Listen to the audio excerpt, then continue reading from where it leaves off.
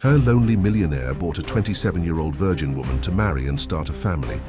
But on their wedding night, he got a huge surprise. She revealed that she was infertile, but a few years later, something incredible happened. If this story interested you, subscribe to our channel. Don't forget to like this video and tell us which city you're watching us from. We'll keep going. Marcus Bennett stood at the floor-to-ceiling windows of his penthouse office, his reflection overlapping the glittering New York skyline. At 42, he had everything money could buy, except the one thing his father had demanded of him: a perfect family to carry on the Bennett legacy. The thought of his father's disapproving gaze still haunted him, even years after their last conversation about his personal life. "Mr. Bennett?" His assistant's voice interrupted his brooding. "The representatives from Elite Match are here for your appointment." Marcus straightened his Italian silk tie and turned, his face composed into the mask of confidence he'd perfected over decades of business dealings. "Send them in." The two women who entered his office carried themselves with the polished grace of people accustomed to dealing with the ultra-wealthy. The older one, introducing herself as Victoria Sterling, wore a conservative navy suit that screamed old money discretion. Her younger colleague, Amanda Pierce, clutched a leather portfolio like it contained state secrets. "Mr. Bennett," Victoria began, "we've reviewed your requirements extensively. I must say, they are among the most specific we've encountered." She paused, choosing her words carefully. Finding a 27-year-old woman from a traditional family background with advanced degrees, no previous relationships, and willing to consider an arranged marriage, it's quite the challenge. Marcus's jaw tightened. "That's why your agency commands such exceptional fees, isn't it, Mrs. Sterling, to accomplish the impossible?" Victoria's smile didn't waver. "Indeed, and I believe we've found exactly what you're looking for." She nodded to Amanda, who opened her portfolio and placed a photograph on Marcus's desk. He picked it up, studying the image with the same intensity he'd used to evaluate a potential acquisition. The woman in the photo was undeniably beautiful, but not in the flashy way of the socialites who usually threw themselves at him. Her smile held a hint of shyness, and her eyes seemed to hold secrets. "Catherine Chen," Amanda began her presentation, 27 years old, master's degree in art history from Columbia, raised in a traditional Chinese-American family. No previous serious relationships. Her father was a respected academic before his investments went south. The family is now facing significant financial pressures, though they've kept it quiet. Marcus raised an eyebrow. "And she's agreed to this arrangement?" "She understands the mutual benefits such a union could provide," Victoria answered smoothly. "Her family's situation has made her practical about marriage prospects." Marcus stood, walking back to the window. Behind him, he could hear the subtle shifting of papers as the women waited for his response. He thought of his father's words. "Marriage isn't about love, son. It's about creating a legacy. Choose a woman who understands her role." Catherine. Chen seemed perfect on paper, young enough to give him airs, well-educated enough to not embarrass him in social situations, and from a good family fallen on hard times, which meant she'd understand the value of security. Most importantly, she had no romantic past to complicate matters. "I want to meet her," he decided. "Arrange it." Victoria's smile widened. "Of course. We've already prepared a suitable scenario. There's a charity gala next week at the Metropolitan Museum. Catherine will be there as a junior curator. It would be perfectly natural for you to cross paths." Marcus nodded, already calculating how this would play out. A chance meeting that wasn't chance at all. A whirlwind courtship that would seem romantic to outsiders, but would essentially be a business negotiation. A lavish wedding that would make headlines and satisfy his board of directors' constant hints about stability and succession. "One more thing," Victoria added, her tone carefully neutral. "Catherine has expressed a desire for discretion regarding the arranged nature of the introduction. She's quite traditional and would prefer any relationship appear to develop naturally." "Of course," Marcus agreed. "A societally acceptable fiction. I understand completely." After the women left, Marcus remained at the window, watching the sun set behind the Manhattan skyline. In the gathering dusk, his reflection seemed to blur with the ghost of his father's image. He could almost hear the old man's voice. "Remember, son, love is a luxury we can't afford. Power, legacy, family. That's what matters." Marcus squared his shoulders. This was just another deal to close, another challenge to overcome. Catherine Chen would be the perfect wife, and together they would create the perfect family. And if love never entered the equation? Well, that was a small price to pay for securing the Bennett legacy. Catherine Chen stood in front of the mirror in her tiny apartment, practicing her smile, the one that needed to look natural, unrehearsed, when she accidentally bumped into Marcus Bennett at tomorrow's gala. The smile that would help save her family from financial ruin. The smile that would seal her fate. "You look beautiful, Mei Mei," her mother said from the doorway, using the childhood nickname that suddenly made Catherine feel very young and very old at the same time, like a proper lady. Catherine turned, taking in her mother's worn face, the new worry lines that seemed to appear daily since their family's financial troubles began. The designer dress she wore, a gift from Elite Match, probably cost more than her parents' monthly expenses. The irony wasn't lost on her. "Is this really the only way, Ma?" she asked softly, voicing the doubt she'd been harboring since agreeing to the arrangement. Her mother's face tightened. "Your father's pride is already broken. If we lose the house..." She didn't finish the sentence. She didn't have to. Catherine knew their situation was desperate. Her father's failed investments had left them drowning in debt, and her curator's salary barely covered her own living expenses, let alone helped her parents. "Mr. Bennett is a good match," her mother continued, smoothing an invisible wrinkle from Catherine's dress. "Successful, respected. He will give you a good life." And in return, all Catherine had to do was pretend to fall in love with a stranger, marry him, and produce heirs for his dynasty. Simple. The next evening, Catherine arrived at the Metropolitan Museum of Art, wearing a midnight blue gown that made her feel simultaneously powerful and exposed. Victoria from Elite Match had orchestrated everything down to the minute. At precisely 8:45, Catherine would be examining the new Ming Dynasty exhibition. Marcus Bennett would approach, intrigued by her knowledge of the artifacts. Their conversation would feel spontaneous, natural. Everything was proceeding according to plan until Catherine overheard two board members discussing Marcus near the ancient Greek statuary. "Bennett's finally looking to settle down," one said, swirling his champagne. "About time. The board's been pushing for stability since his father's passing. Heard he's got specific requirements," the other chuckled. "Young, traditional, untouched. Man's trying to build himself a perfect little dynasty." Catherine's hands trembled as she pretended to study a vase. Untouched, the word echoed in her mind. The recent medical test she'd undergone as part of Elite Match's screening process had revealed something she'd never known. She was unable to have children. The agency had buried the information, assuring her it wasn't relevant at this stage. "These arrangements often evolve," Victoria had said smoothly. "By the time the truth comes out, emotions will be involved. Things will work themselves out." Now, standing in the museum surrounded by priceless artifacts and wealthy patrons, Catherine felt like an imposter, a fraud. She glanced at her watch. 8:43. In 2 minutes, Marcus Bennett would approach her, setting in motion a chain of events that could either save or destroy multiple lives. She should run. She should tell the truth. She should. Exquisite craftsmanship, isn't it? The deep voice behind her made her jump. She turned to find Marcus Bennett standing closer than expected, his tall frame impeccably suited, his eyes sharp and evaluating.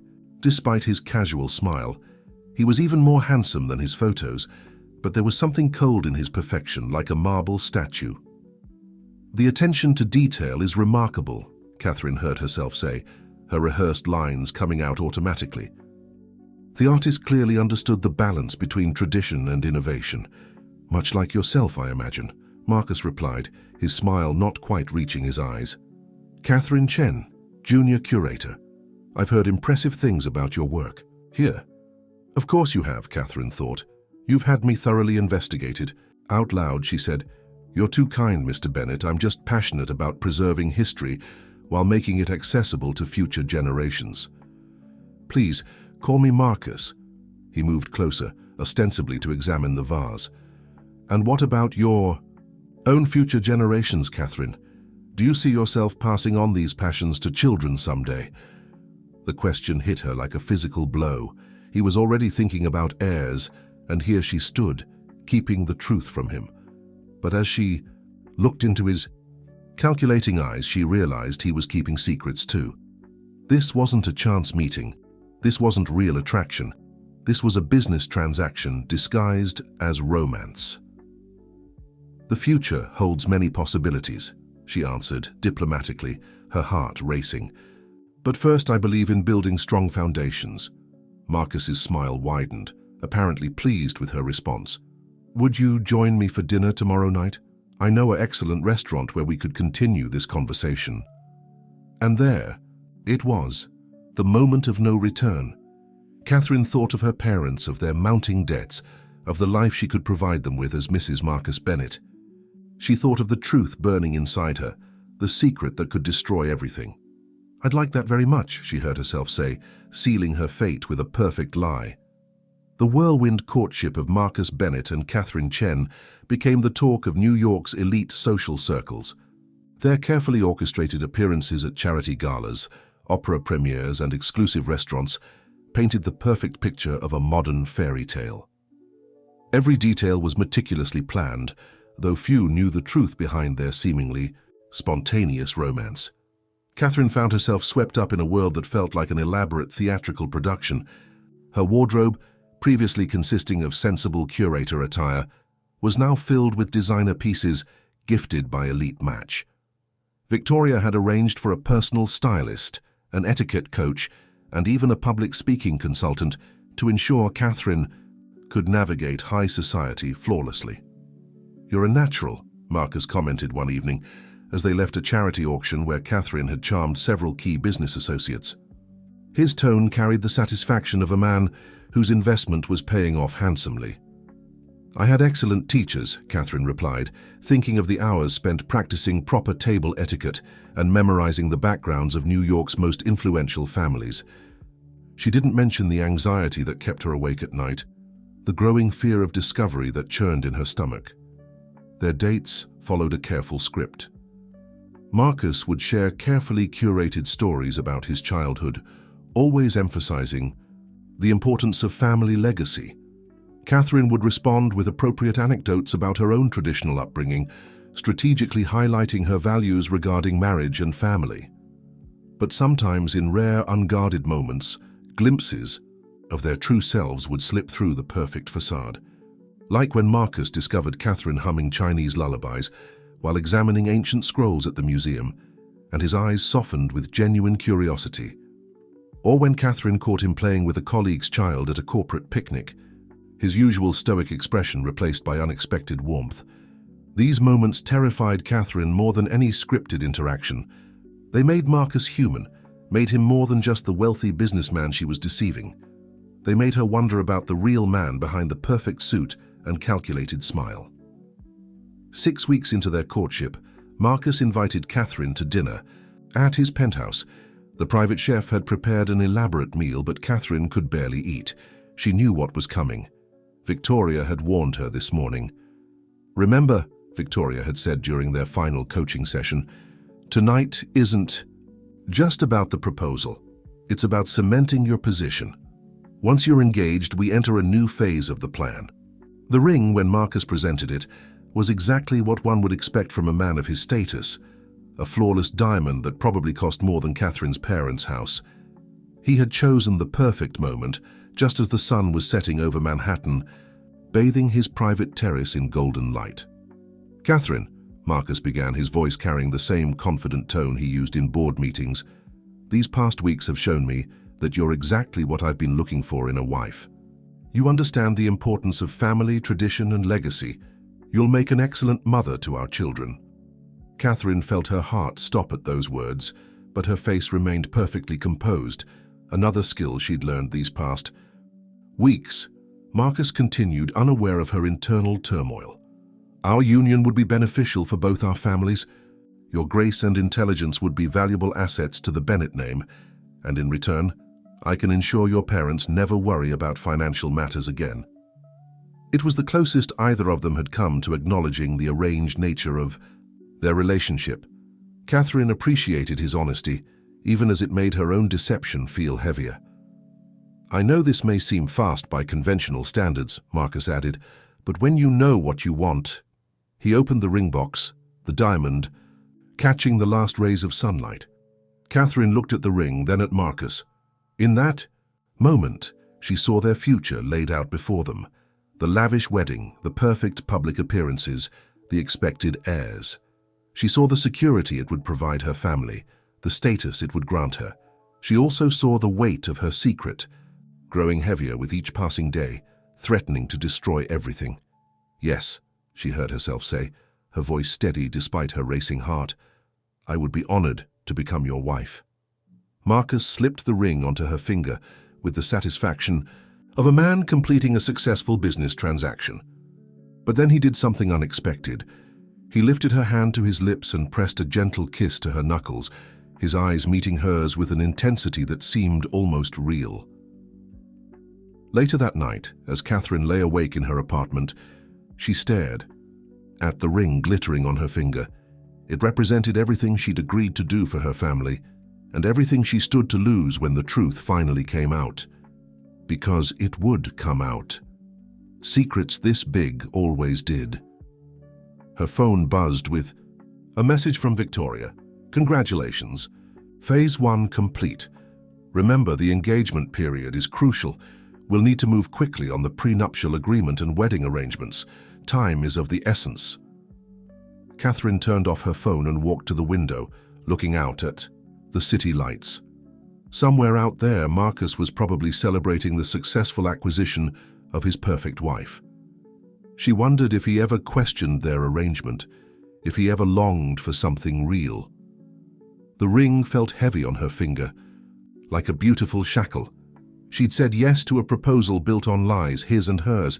Now she had to live with the consequences of that decision. The only question was, how long could she maintain the illusion of perfection before everything came crashing down?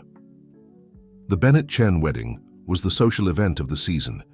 The Plaza Hotel had been transformed into a fairy tale setting, with thousands of white orchids cascading from crystal chandeliers and champagne flowing from seemingly endless fountains.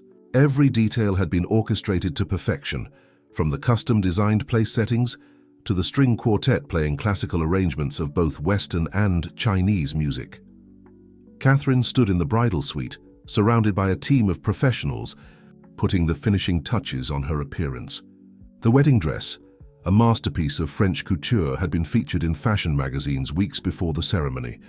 Her dark hair was styled in elegant waves, and her makeup enhanced her natural beauty while maintaining the traditional look Marcus preferred. "You look exactly as we envisioned," Victoria said, making a rare appearance in the bridal suite. Her tone carried a hint of pride, as if Catherine were a project she had successfully completed. "Marcus will be pleased." Through the window, Catherine could see the arriving guests, New York's elite, business tycoons, politicians, and celebrities. The media crowded behind barriers, cameras flashing. This wasn't just a wedding. It was a public statement about the Bennett dynasty's future. "The prenuptial agreement has been filed," Victoria continued, checking her phone. "Everything is proceeding according to plan. Remember what we discussed about the wedding night." Catherine's stomach churned. The wedding night. The moment she'd been dreading since agreeing to this arrangement. Not because of physical intimacy. Marcus had been a perfect gentleman during their courtship, and she had no reason to fear him. No, her anxiety stemmed from the knowledge that tonight would mark the beginning of expectations she could never fulfill. A knock at the door interrupted her thoughts. Her mother entered, tears already glistening in her eyes. "Oh, May," she whispered, reaching for Catherine's hands. "You look like a princess." Catherine forced a smile, reminding herself why she was doing this. Yesterday, Marcus had arranged for all her parents' debts to be cleared. Their house was safe, their future secure. Her sacrifice would ensure they never faced financial hardship again. Mrs. Chen, Victoria interjected smoothly, the photographers are ready for the family portraits, shall we? The ceremony itself passed in a blur of perfect moments. Catherine walked down the aisle on her father's arm, her steps measured and graceful despite her racing heart. Marcus waited at the altar, looking every inch the successful businessman in his bespoke tuxedo. His smile when he saw her seemed genuine enough to convince even the most cynical observers. They exchanged traditional vows, their voices carrying clearly through the packed ballroom. Catherine's hand didn't shake as Marcus slipped the wedding band onto her finger, though she felt the weight of it like an anchor. When they kissed, it was exactly as they'd practiced, passionate enough to seem romantic, restrained enough to remain elegant. The reception was a masterclass in high society entertainment. The couple's first dance had been choreographed by a Broadway director. The speeches were witty and touching, carefully vetted to avoid any inappropriate revelations. Even the cake cutting became a photo opportunity, with Marcus and Catherine feeding each other small bites, while guests applauded. "You're doing wonderfully," Marcus murmured during a quiet moment between dances. His hand rested possessively on her lower back, his smile perfect for the cameras constantly tracking their movements. "My board members are impressed. You've exceeded all expectations." Catherine wondered if he meant it as a compliment or a performance review. Before she could respond, they were interrupted by Harrison Walsh, Marcus's biggest business rival and the owner of a competing company. "Quite a show you've put on." "Bennett," Harrison said, his smile not quite reaching his eyes. "Although I must say the speed of this union has raised some eyebrows in certain circles." Marcus's grip on Catherine's waist tightened imperceptibly. "When you find the right partner, Walsh, you don't waste time. Something you'd know if you focused more on personal fulfillment than hostile takeovers." Harrison's gaze shifted to Catherine, studying her with unsettling intensity. "Indeed. Congratulations, Mrs. Bennett. I look forward to seeing how you adapt to your new role." Something in his tone made Catherine's skin crawl. Did he know something? Had he discovered her secret? Before she could dwell on it, Marcus was steering her away back into the crowd of well-wishers. The evening continued its perfectly choreographed progression. Catherine changed into a traditional Chinese qipao for the final hours of the reception, honoring her heritage while showcasing the multicultural aspect of their union. Photos were taken, hands were shaken, and promises of future business dealings were made over glasses of expensive champagne. Finally, as the reception wound down, Marcus and Catherine made their grand exit, heading for the penthouse suite where they would spend their wedding night before departing for their honeymoon the next morning.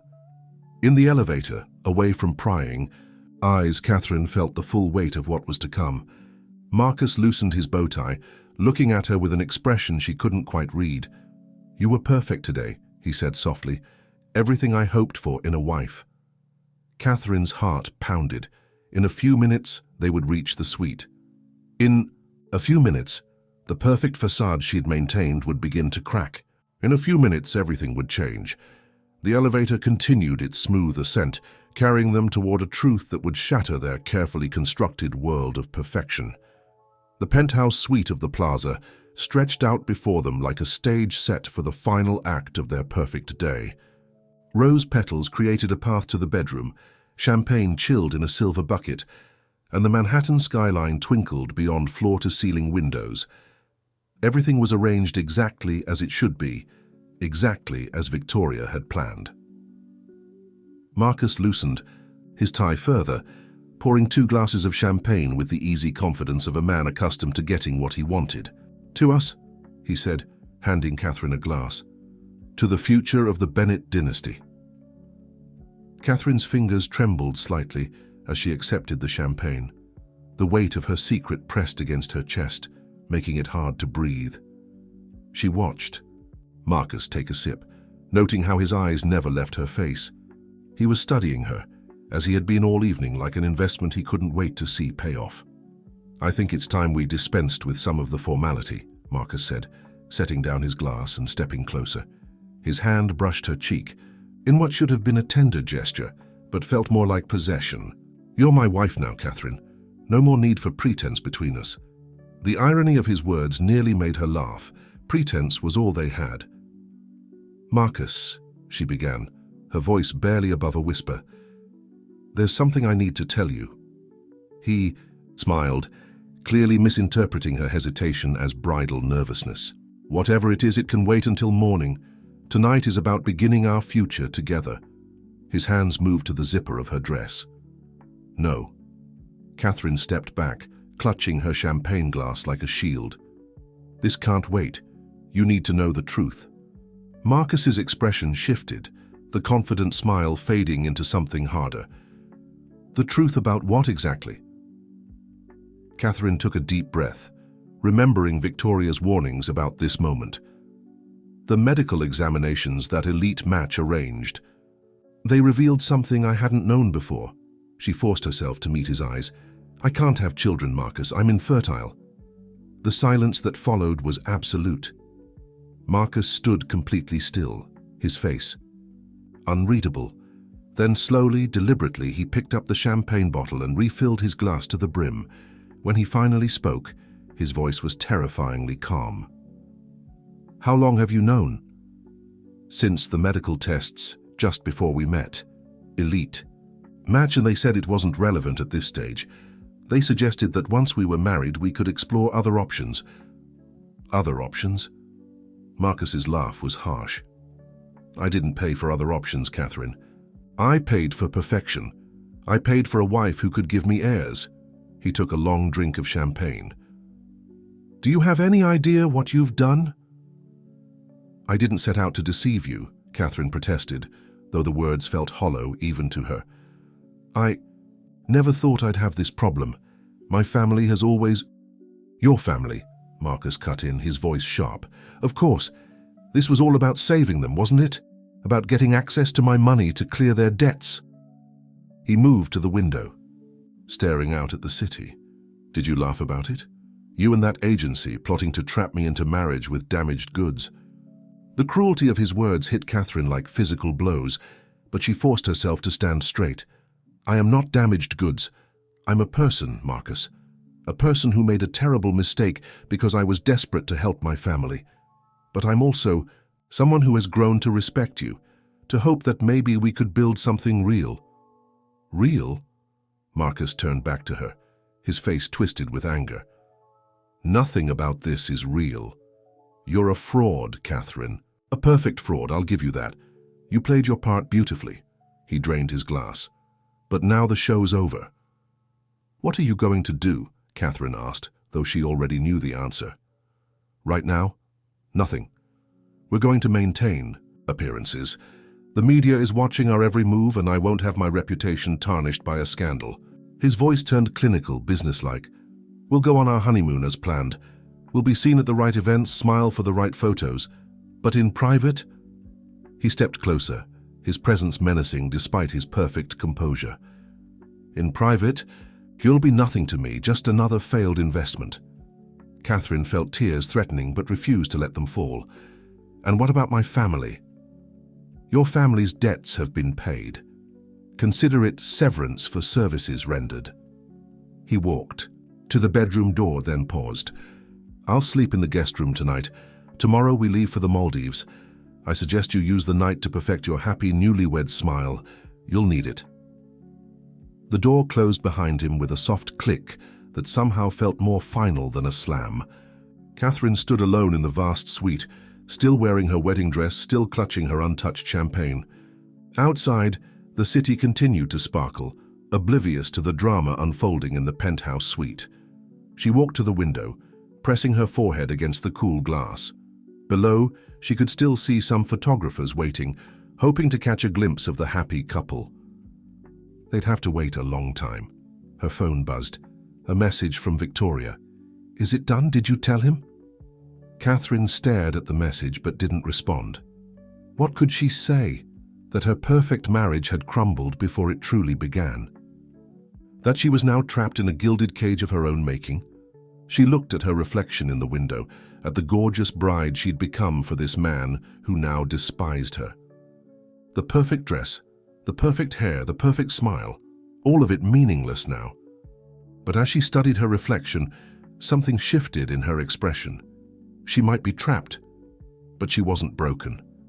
If Marcus wanted to treat her like a business investment fine, she'd show him exactly how valuable she could be. The Maldives honeymoon was a masterclass in public deception.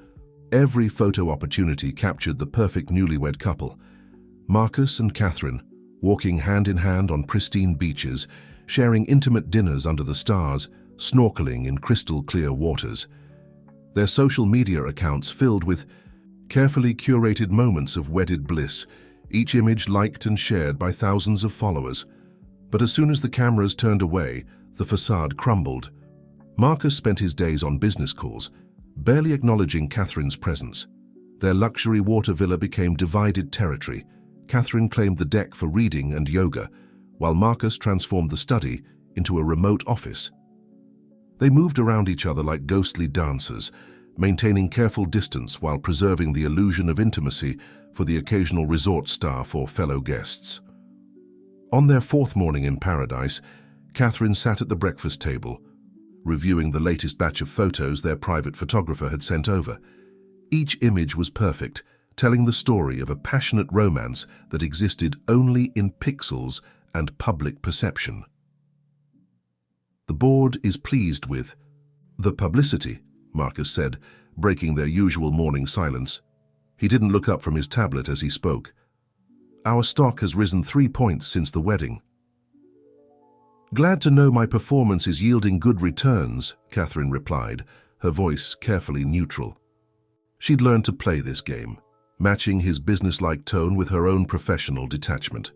Speaking of performances, Marcus continued, finally glancing her way, we have dinner reservations tonight with the Walshes. Harrison and I, his wife, are staying at the resort. Catherine's head snapped up. Harrison Walsh, your competitor, the one from the wedding? The very same. Apparently he's here on his own honeymoon. Quite the coincidence.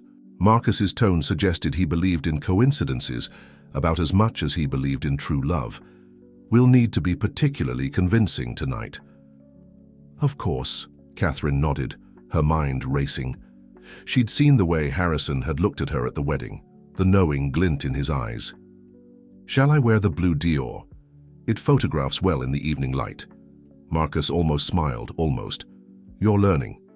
Yes, the blue will do nicely. And Catherine? His eyes met hers with unexpected intensity. Walsh has been trying to undermine my company for years. He's dangerous. Watch what you say around him. The warning surprised her. It was the most personal thing he'd said to her since their wedding night. I understand, I won't let you down. The words came automatically, though she wondered why she still cared about his approval. That evening, Catherine wore the blue Dior with a diamond necklace Marcus had given her during their courtship. Her hair fell in elegant waves, her makeup was flawless, and her smile was practically painted on. She was the perfect trophy wife, ready to play her part in whatever business game was unfolding. Harrison and his wife Emma were already seated at the restaurant's most private table when Marcus and Catherine arrived. Emma Walsh was a statuesque, blonde who looked like she'd stepped out of a luxury magazine, probably because she had. She was a former model turned social media influencer, and her wedding to Harrison had been just as publicized as Catherine's. Marcus, Catherine. Harrison stood, his smile too wide to be genuine. What an incredible coincidence running into, you here. Emma and I were just saying how we had to arrange a dinner.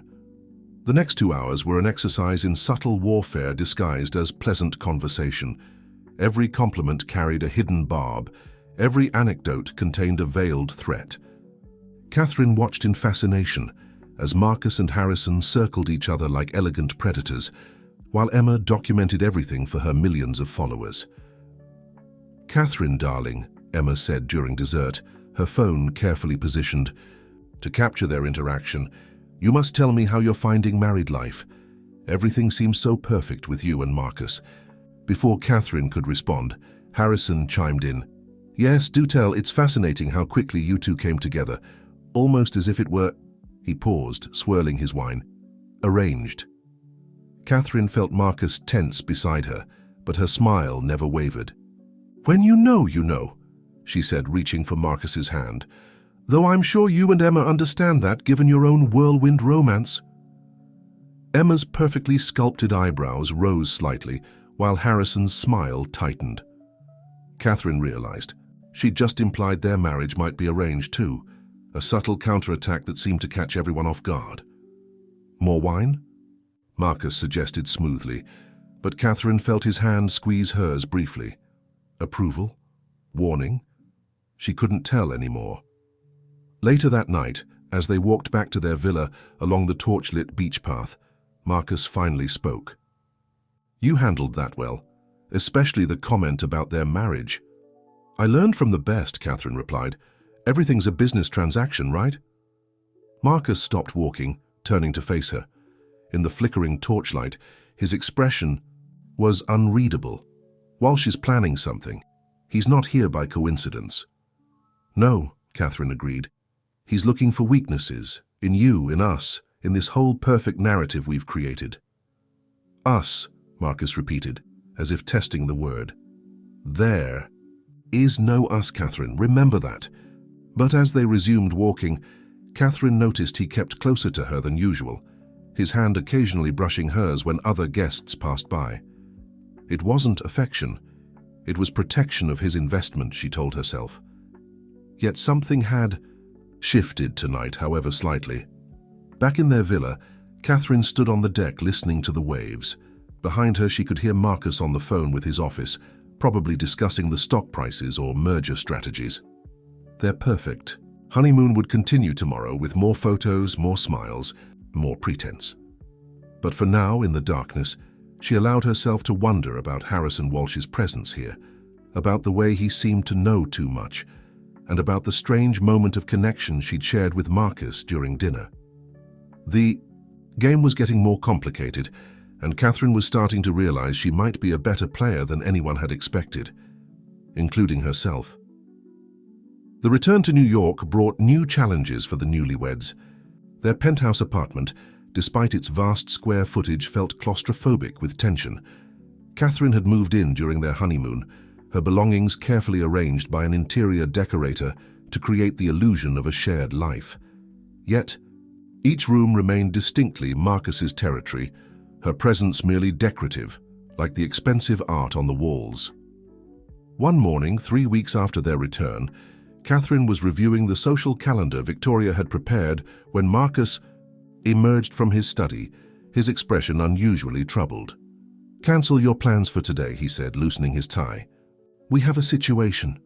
Catherine looked up, noting the slight dishevelment in his usually impeccable appearance. "What's wrong?" "Harrison Walsh." Marcus practically spat the name. "He's been meeting with our major shareholders, suggesting that our marriage is a fraud designed to artificially inflate company value. Can he prove anything?" "He doesn't need to prove it. Just creating doubt is enough to damage investor confidence." Marcus ran a hand through his hair. "The board wants to meet with both of us, today." Catherine felt her heart race, but kept her voice steady. "What do you need me to do?" Marcus studied her for a moment, as if seeing her in a new light. "Be convincing. More convincing than you've ever been. Our entire future depends on it." "Our future?" Catherine couldn't help but echo the word. "I thought I was just a failed investment." "You're my wife," Marcus snapped, "at least on paper. And right now that paper is worth billions in market value." He checked his watch. "The car will be here in an hour. Wear something conservative but elegant. And Catherine?" His eyes met hers. "Remember who paid your family's debts." The threat was unnecessary. Catherine already knew what was at stake. While Marcus showered and changed, she selected a navy Chanel suit that projected both sophistication and trustworthiness. Her makeup was subtle, her jewelry minimal, the perfect look for a serious business meeting. The Bennett Enterprises boardroom occupied the top floor of their Manhattan headquarters. Floor-to-ceiling windows offered panoramic views of the city, while the massive mahogany table dominated the space like an altar. 12 board members sat around it, their expressions ranging from concern to outright hostility.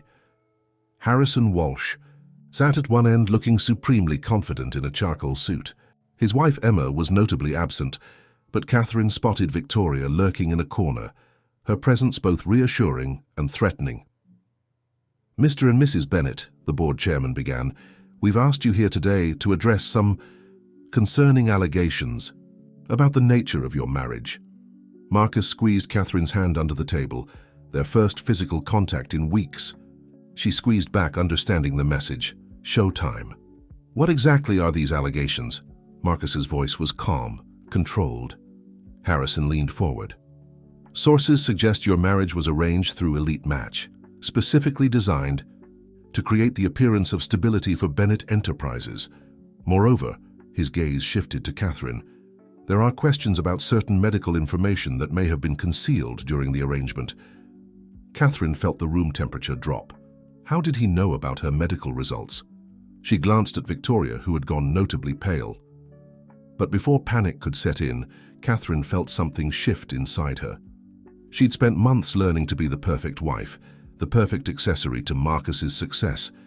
Now it was time to be something else, the perfect defender of their shared interests. "Mr. Walsh," she spoke up, her voice clear and confident, "I find it interesting that you're so invested in the private details of our marriage. One might almost think you're deflecting attention from your own recent nuptials." The boardroom went silent. Harrison's smile faltered slightly.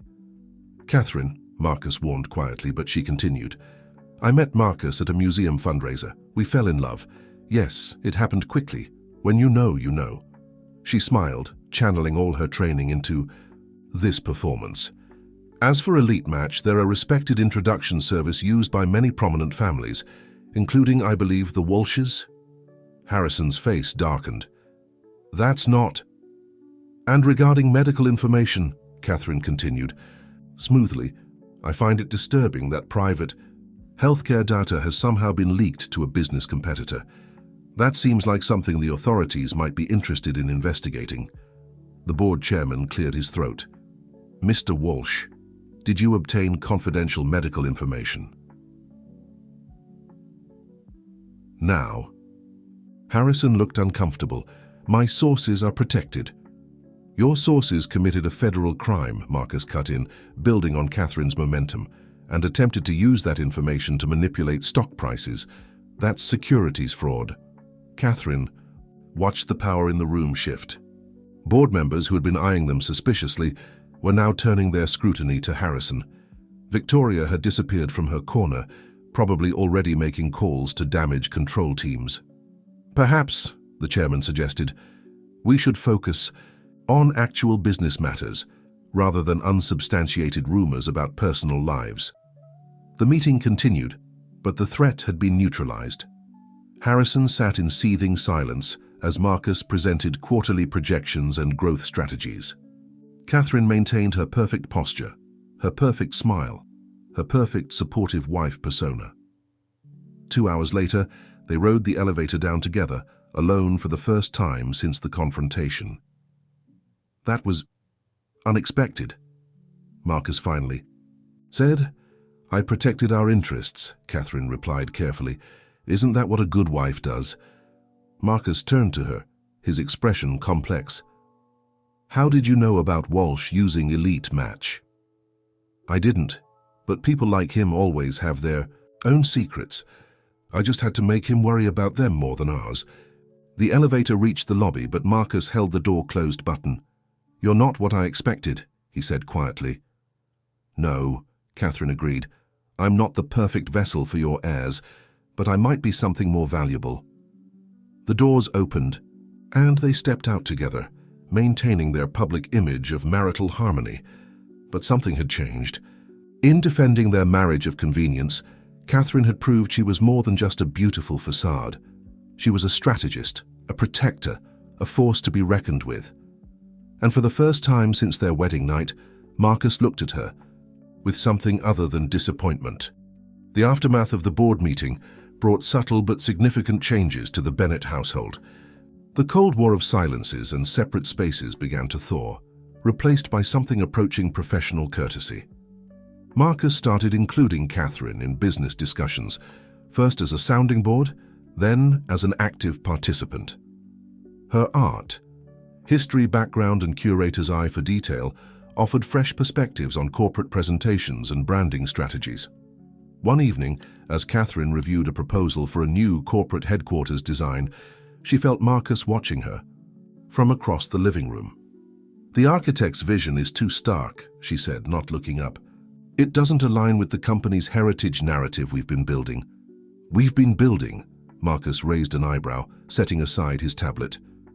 "Yes, we." Catherine finally met his gaze. "Every public appearance, every charity gala, every carefully orchestrated photo op, it's all part of the Bennett brand, and right now this design undermines that narrative." Marcus was silent for a moment, studying her with new interest.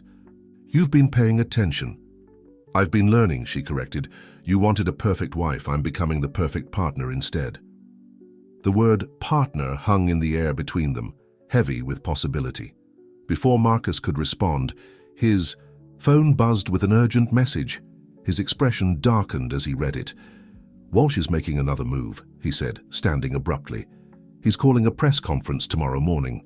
Sources say he's planning to announce a hostile takeover attempt."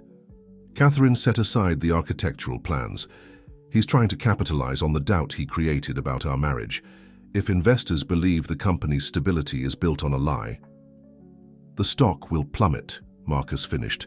"He'll be able to buy shares at a discount. Then we need to change the narrative." Catherine stood, moving to the window that overlooked the city. "What's the one thing that would prove our marriage isn't just a business arrangement?" Marcus joined her at the window, their reflections overlapping in the glass. "What are you suggesting?" "A counter-press conference, but not about business." Catherine turned to face him. "About family, about the future, about how we're planning to adopt." The silence that followed was deafening.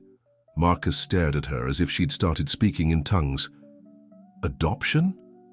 "Think about it," Catherine pressed on. "The perfect power. Couple, successful in business, now opening their hearts to a child in need. It completely contradicts Walsh's narrative of a cold, calculated marriage arrangement." "It's risky," Marcus said, but she could see his mind working. "The board expects a biological heir. The board expects stability and growth. A family is a family, Marcus, and this way—" She hesitated, then continued softly, "This way, we both get what we want. You get your heir, I get to be a mother, and the company projects the perfect image of modern progressive leadership."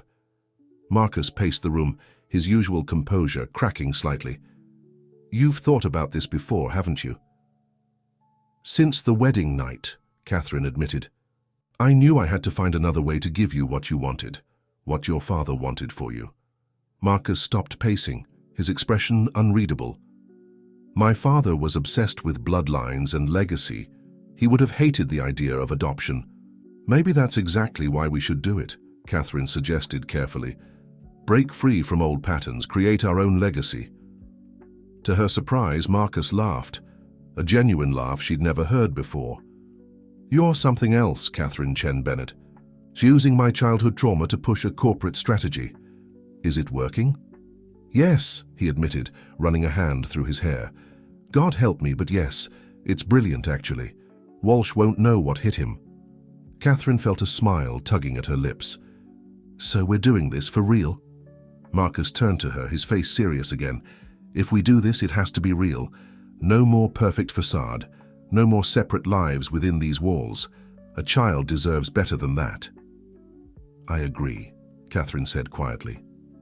"We'd need to build something genuine, a real partnership, a real family," Marcus added, his voice softer than she'd ever heard it. They stood in silence for a moment, the weight of this potential future settling around them. It wasn't love. Not yet, but it was something equally powerful. Mutual respect, shared purpose, and maybe, just maybe, the beginning of trust. "I'll call our PR team," Marcus finally said. "We'll need to move quickly to beat Walsh's announcement." "I'll contact some adoption agencies," Catherine added. "Get the process started." They worked late into the night, planning their counterattack. Catherine coordinated with Victoria to ensure their narrative would be perfectly crafted, while Marcus prepared statements for the board and major shareholders. Their penthouse became a war room, with laptops, papers, and coffee cups scattered across every surface. Around midnight, Catherine looked up from her notes to find Marcus watching her again. This time his expression was different, curious, almost wondering. "What?" she asked, suddenly self-conscious. "You're not perfect," he said slowly. "You're better than perfect. You're real." Catherine felt something flutter in her chest, not quite love, not quite victory, but something in between. "We both are," she replied, "when we stop trying to be perfect." Outside their window, the city twinkled with endless possibilities. Tomorrow they would face the press, their board, and their rivals. Tomorrow they would begin building something real from the ashes of their perfect illusion. But tonight, in the quiet hours between strategy sessions, Catherine and Marcus Bennett were just a man and woman discovering that sometimes the best partnerships grow from the most imperfect beginnings. The press conference was a masterpiece of strategic storytelling. Catherine and Marcus presented a united front, their body language intimate yet dignified as they announced their plans to adopt. The media ate it up, the powerful CEO and his accomplished wife choosing to open their hearts and home to a child in need. Photos of them visiting adoption agencies dominated social media, effectively drowning out Harrison Walsh's attempted takeover announcement. But reality proved more complicated than the perfect narrative they'd crafted. 2 months into the adoption process, Catherine sat in their home office surrounded by paperwork and increasingly frustrated. "Another rejection," she sighed, adding the letter to a growing pile. "Apparently our high-profile lifestyle raises concerns about providing a stable environment." Marcus looked up from his laptop, his tie loosened after a long day of meetings. "That's the 3rd agency this month. Something's not right. You think Walsh is interfering? It would be just like him." Marcus stood, moving to the window with the restless energy Catherine had learned to recognize as his thinking mode. "He's probably feeding them stories about our marriage being a sham." Catherine felt a bitter laugh rise in her throat. "The irony is, we're probably more honest with each other now than most real couples." Marcus turned to her, a strange expression crossing his face. "We are, aren't we?" He ran a hand through his hair, a gesture that had become oddly endearing to Catherine. Who would have thought? Before she could respond, his phone buzzed. The color drained from his face as he read the message. "What is it?" Catherine asked, alarmed by his reaction. "Victoria's been arrested." His voice was tight with controlled anger. "Corporate espionage. And guess who's behind the investigation?" "Walsh," they said in unison. "He's going after Elite Match," Marcus continued, pacing now. "If Victoria breaks under questioning, she could expose everything about our arrangement," Catherine finished. She felt oddly calm, perhaps because they'd been living under the threat of exposure for so long. "What do you want to do?" Marcus stopped pacing, looking at her with surprise. "You're asking me? We're partners now, aren't we? This affects both of us." A ghost of a smile touched his lips. "Yes, we are." He sat on the edge of the desk, closer to her than usual. "Walsh is playing hardball. He's trying to force Victoria to testify about Elite Match's practices, specifically about our case. Can she hold out? She's loyal, but she's also smart. If Walsh offers her immunity..." Marcus shook his head. "We need to get ahead of this." Catherine stood, moving to stand beside him. "Then let's do what we do best. Change the narrative." "What did you have in mind?" "The truth." Catherine held up a hand as Marcus started to protest. "Not the whole truth, but enough of it to take control of the story. We admit we met through Elite Match. Lots of professional couples do these days. We admit we had a whirlwind romance. The media loves that angle. We even admit we had doubts at first. But we tell the story of how we chose to build something real, how we're fighting for a family despite setbacks, how we've grown together." She met his eyes. "It's not even a lie anymore, is it?" Marcus studied her face for a long moment. "No," he said softly. "It's not." He reached out, tucking a strand of hair behind her ear, their first genuine, intimate Contact since the wedding. You're remarkable, you know that? Catherine felt her heart skip at his touch but kept her voice steady. I learned from the best. The moment was interrupted by another message alert. Marcus checked his phone and frowned. Walsh is calling an emergency board meeting for tomorrow morning. He's probably planning to present whatever evidence he has against Victoria. Then we move tonight, Catherine decided. Call the PR team, get me a slot on that evening business show you hate, the one with the aggressive interviewer. She'll ask the hard questions, make it look like we're being thoroughly vetted. You want to do this alone? It'll be more powerful that way. The devoted wife defending her marriage but on her own terms. Corporate America loves a strong woman narrative almost as much as they love a love story. Marcus was already dialing. You're going to need prep for this. That interviewer is notorious for going for the jugular. Good. Catherine smiled, a predatory expression she'd learned from watching him in board meetings. Let her try. I've got something better than prepared answers. I've got the truth, well, our version of it. As they worked late into the night preparing for the interview, Catherine caught Marcus watching her with that same wondering expression she'd first seen during the board meeting confrontation. This time, though, there was something else in his gaze, something that made her pulse quicken and her cheeks warm. What? She asked, just as she had that night. I was just thinking, he said slowly, about how glad I am that you turned out to be imperfect. Coming from anyone else, it might have been an insult. Coming from Marcus, it was perhaps the most romantic thing he'd ever said to her. The next few hours were a whirlwind of preparation. Their PR team arrived with talking points and potential questions. Stylists transformed Catherine into the perfect image of an elegant but approachable corporate wife. Through it all, Marcus stayed close, offering suggestions, support, and the occasional touch that seemed less and less calculated. As Catherine prepared to leave for the studio, Marcus caught her hand. Whatever happens tonight, he said quietly, we face it together. She squeezed his hand, realizing that somewhere along the way their perfect facade had cracked just enough to let something real grow through the fissures. Together, she agreed. The car waited below, ready to take her to what could be either their greatest victory or their most public downfall. But for the first time since this all began, Catherine wasn't afraid. They had built something stronger than perfection. They had built truth from lies, trust from deception, and love from convenience. Now it was time to show the world that sometimes the most perfect stories are the ones that embrace imperfection. The television studio's harsh lights highlighted every detail of Catherine's appearance, but she felt strangely calm. Rebecca Stone, the show's infamous host, sat across from her, perfectly coiffed and ready for battle. The reputation that made Marcus hate her, her relentless pursuit of uncomfortable truths, was exactly what Catherine was counting on tonight. Mrs. Bennett, Rebecca began as soon as they were live, your marriage to Marcus Bennett has been the subject of intense speculation recently. Sources suggest it was arranged through Elite Match, a company currently under investigation for questionable practices. Would you care to comment? Catherine smiled, channeling all her training, but infusing it with genuine warmth.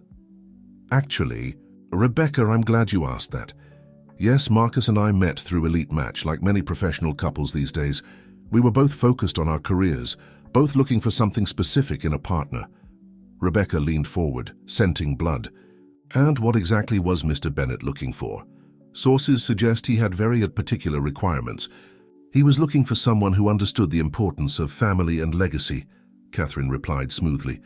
As was I. Though I think we both discovered that legacy means something different than what we initially thought. Different how? Well, for one thing, we're in the process of adoption. Catherine's expression softened naturally as she thought about their recent journey.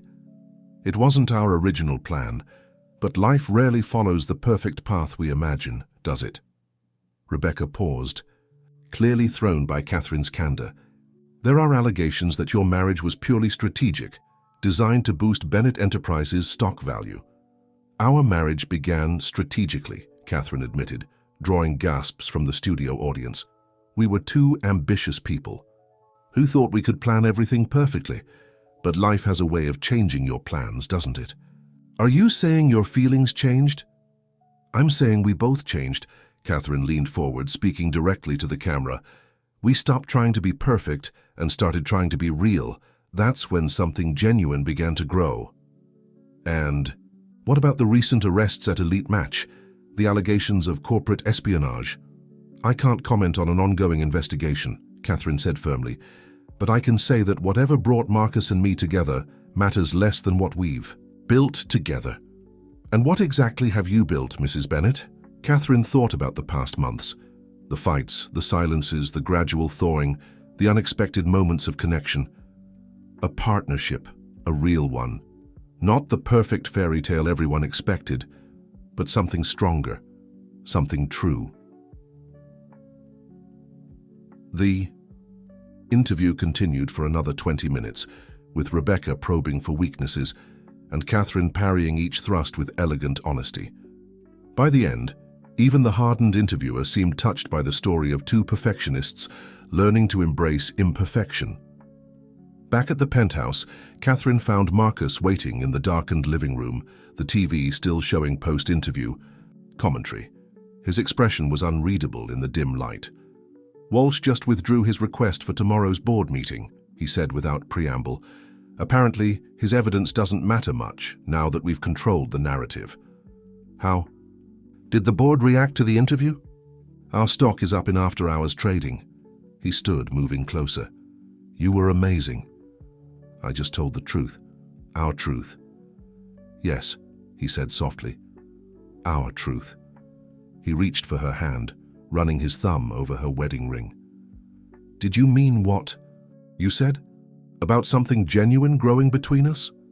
Catherine looked up at him, remembering the cold businessman who had interviewed her like a potential acquisition, seeing instead the man who had learned to trust her, to respect her, to maybe even, yes, she whispered, I meant every word.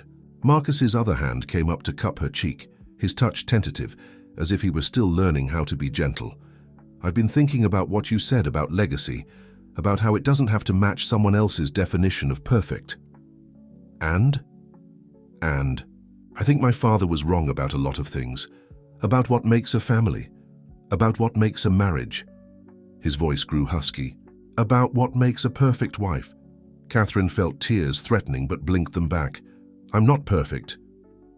No, Marcus agreed, drawing her closer.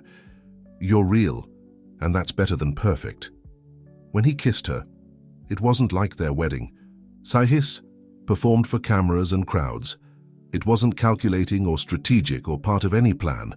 It was messy and unexpected and absolutely real. Later that night, as they lay tangled together on the living room couch, Catherine's phone buzzed with a message.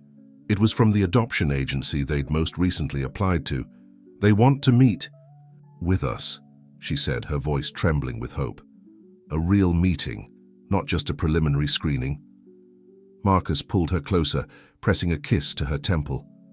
Think we can convince them we're stable enough to be parents? I think we can convince them we're real enough to be parents. She turned in his arms, meeting his eyes. Perfect isn't sustainable. Real is. Real is messy, he reminded her. Real is strong, she countered. Real is. He paused, then smiled. A real smile that transformed his whole face. Real is us. Outside their window, the city lights twinkled like stars, witnesses to their imperfect, perfect moment. Tomorrow would bring new challenges, adoption meetings, board presentations, perhaps even more attacks from rivals. But tonight, Catherine and Marcus Bennett had discovered that the best things in life aren't found in perfection, but in the beautiful mess of reality. And that was better than perfect. The adoption agency's office felt worlds away from the corporate boardrooms Catherine and Marcus usually inhabited. Instead of sleek glass and chrome, the walls were decorated with children's artwork. Family photos replaced stock tickers. The chairs were comfortable rather than imposing. Mr. and Mrs. Bennett, Sarah Martinez, the agency's director, studied them over reading glasses. Your application has generated quite a bit of discussion among our board. Catherine felt Marcus tense beside her. They'd spent weeks preparing for this meeting, but no amount of preparation could eliminate the vulnerability of being judged as potential parents. "We understand our situation is unique," Marcus began, using the careful tone he usually reserved for delicate negotiations. "Unique is one way to put it." Sarah shuffled through their file. "You're high-profile public figures. Your marriage has been under intense media scrutiny. You've been completely honest about meeting through elite match, which is refreshing, but also raises questions about the stability of your relationship." "We've been honest about everything," Catherine interjected, "including how our relationship has evolved from its strategic beginnings into something real." Sarah's expression softened slightly. "Yes, your interview last month was quite compelling. But raising a child isn't about compelling narratives. It's about consistency, stability, and genuine love. Which is exactly what we want to provide," Marcus said, reaching for Catherine's hand. The gesture wasn't calculated for once. He seemed to need the connection as much as she did. "Tell me," Sarah leaned back, "why adoption? With your resources, there are other options. Surrogacy, for instance." Catherine felt Marcus squeeze her hand, encouraging her to answer. "Because we've learned that family isn't about perfect circumstances or biological connections. It's about choice, about choosing to love, to commit, to build something together." "Even when it's difficult?" Sarah pressed. "Especially then," Marcus answered, surprising both women with his intensity. "Catherine and I, we didn't fall in love at first sight. We had to work for every bit of trust, every moment of connection. It taught us that the strongest bonds aren't the ones that come easily. They're the ones you fight for." Sarah studied them for a long moment. "We have a situation," she finally said. "A unique one like your own. Twin girls, 18 months old. Their mother was a teenage runaway who recently decided to place them for adoption. She's been very specific about wanting them to go to a family that can provide opportunities she couldn't." Catherine's heart skipped. "Twins?" "Yes. Most couples are hesitant to take on 2 toddlers at once, especially as first-time parents. But given your resources, support system, and," she smiled slightly, "demonstrated ability to handle complex situations, we'd like to meet them," Marcus said immediately. "The girls and their mother, if possible." "The mother has been very clear about wanting a closed adoption." Sarah paused. "She did see your interview, though. She specifically mentioned being so impressed by your honesty about building something real from imperfect beginnings." Catherine felt tears threatening. "When can we meet the girls?" "There's something else you should know," Sarah cautioned. "The publicity surrounding your family. It would mean these children would grow up in the spotlight. Every milestone, every challenge documented by the media. Are you prepared for that level of scrutiny?" Marcus straightened. "We can provide security, privacy measures." "That's not what I'm asking," Sarah interrupted. "I'm asking if you're prepared to have your parenting judged as publicly as your marriage has been, to have every decision questioned, every mistake analyzed." Catherine thought about the past months, about learning to be real instead of perfect. "We've learned that trying to maintain a perfect image is exhausting and ultimately impossible. If we're blessed with these girls, we won't try to be perfect parents. We'll just try to be real ones." Sarah's smile widened. "That's exactly what I was hoping to hear." She pulled out another file. "The girls' names are Sophie and Emma. They're currently with a foster family in Connecticut. Would you like to see their pictures?" The next hour passed in a blur of photographs, medical histories, and preliminary paperwork. The twins were beautiful, dark-haired, bright-eyed, and completely identical, except for a small birthmark on Emma's left wrist.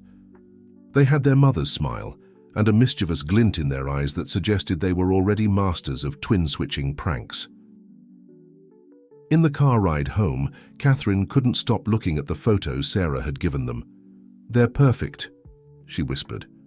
Marcus, who had been unusually quiet since leaving the agency, finally spoke. "They're terrifying." Catherine looked up, surprised. "2 of them," he continued.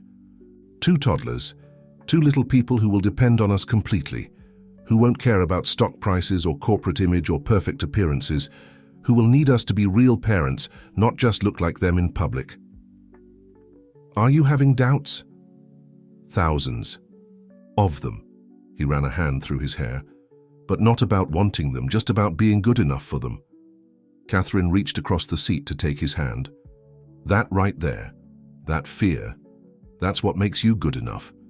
You're not thinking about how they'll fit into the perfect Bennett image anymore. You're thinking about them as real children. Marcus brought their joined hands to his lips. When did you get so wise? Around the same time you got so human, she teased. They rode in comfortable silence for a while, both lost in thoughts of the changes ahead. Then Marcus spoke again, his voice unusually vulnerable. My father never played with me, did I ever tell you that? He was always too busy building the perfect empire, creating the perfect legacy. I used to promise myself I'd be different with my own children. You will be, Catherine said softly. We both will. We'll make mistakes. Yes.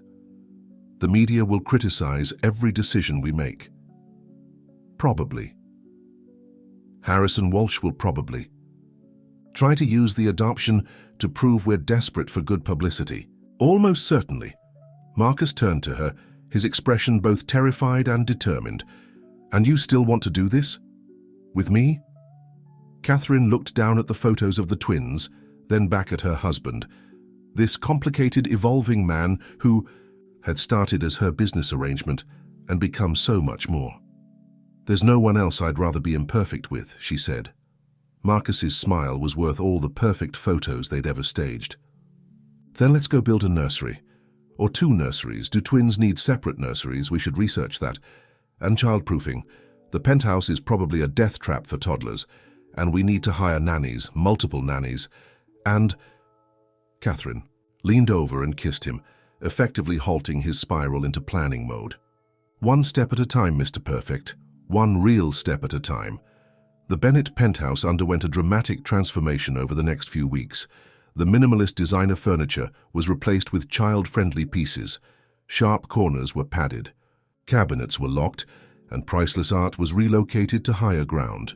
2 nurseries took shape, though Catherine suspected the twins would end up sharing one room anyway. The safety inspector is coming tomorrow, Marcus announced one evening, surrounded by parenting books and child development studies. He'd approached parenthood preparation with the same intensity he usually reserved for corporate takeovers.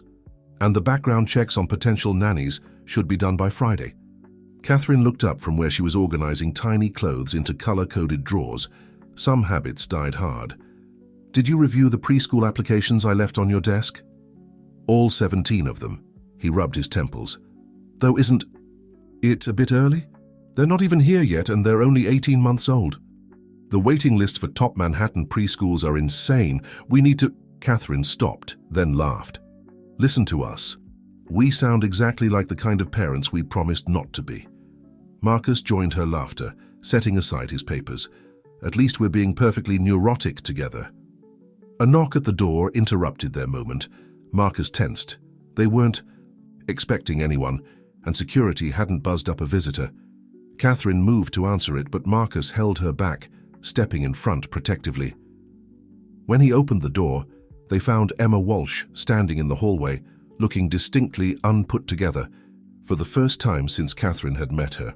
I need your help, Emma said without preamble. Both of you. Minutes later, they sat in the living room, Emma perched nervously on the edge of a newly child-proofed sofa. Harrison's planning something, she said, twisting her wedding ring. Something big. He's become obsessed with destroying you, Marcus. Ever since Catherine's interview, since your adoption plans became public. What kind of something? Marcus asked, his business mask firmly in place. I found documents in his office. He's been investigating every adoption agency you've approached, planning to contest any placement on grounds of... She glanced at Catherine apologetically. Marriage fraud. Catherine felt her heart stop. Can he do that? He's going to try. Emma's perfectly manicured hands shook as she reached for her water glass. He's also been meeting with Victoria in prison, offering her a deal. Marcus cursed under his breath. Why are you telling us this? Why turn against your husband? Emma's polished facade cracked completely.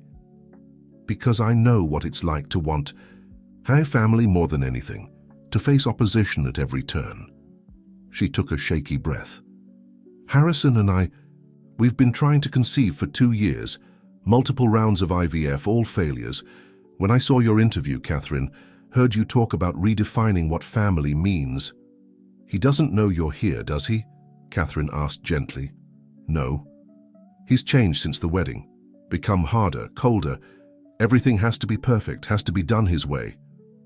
Emma wiped away a tear, careful not to smudge her makeup. When I suggested adoption, he said it would make us look weak. That the Walsh legacy demands biological heirs.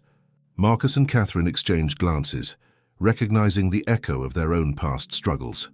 I have copies, Emma continued, pulling a USB drive from her designer bag, of everything.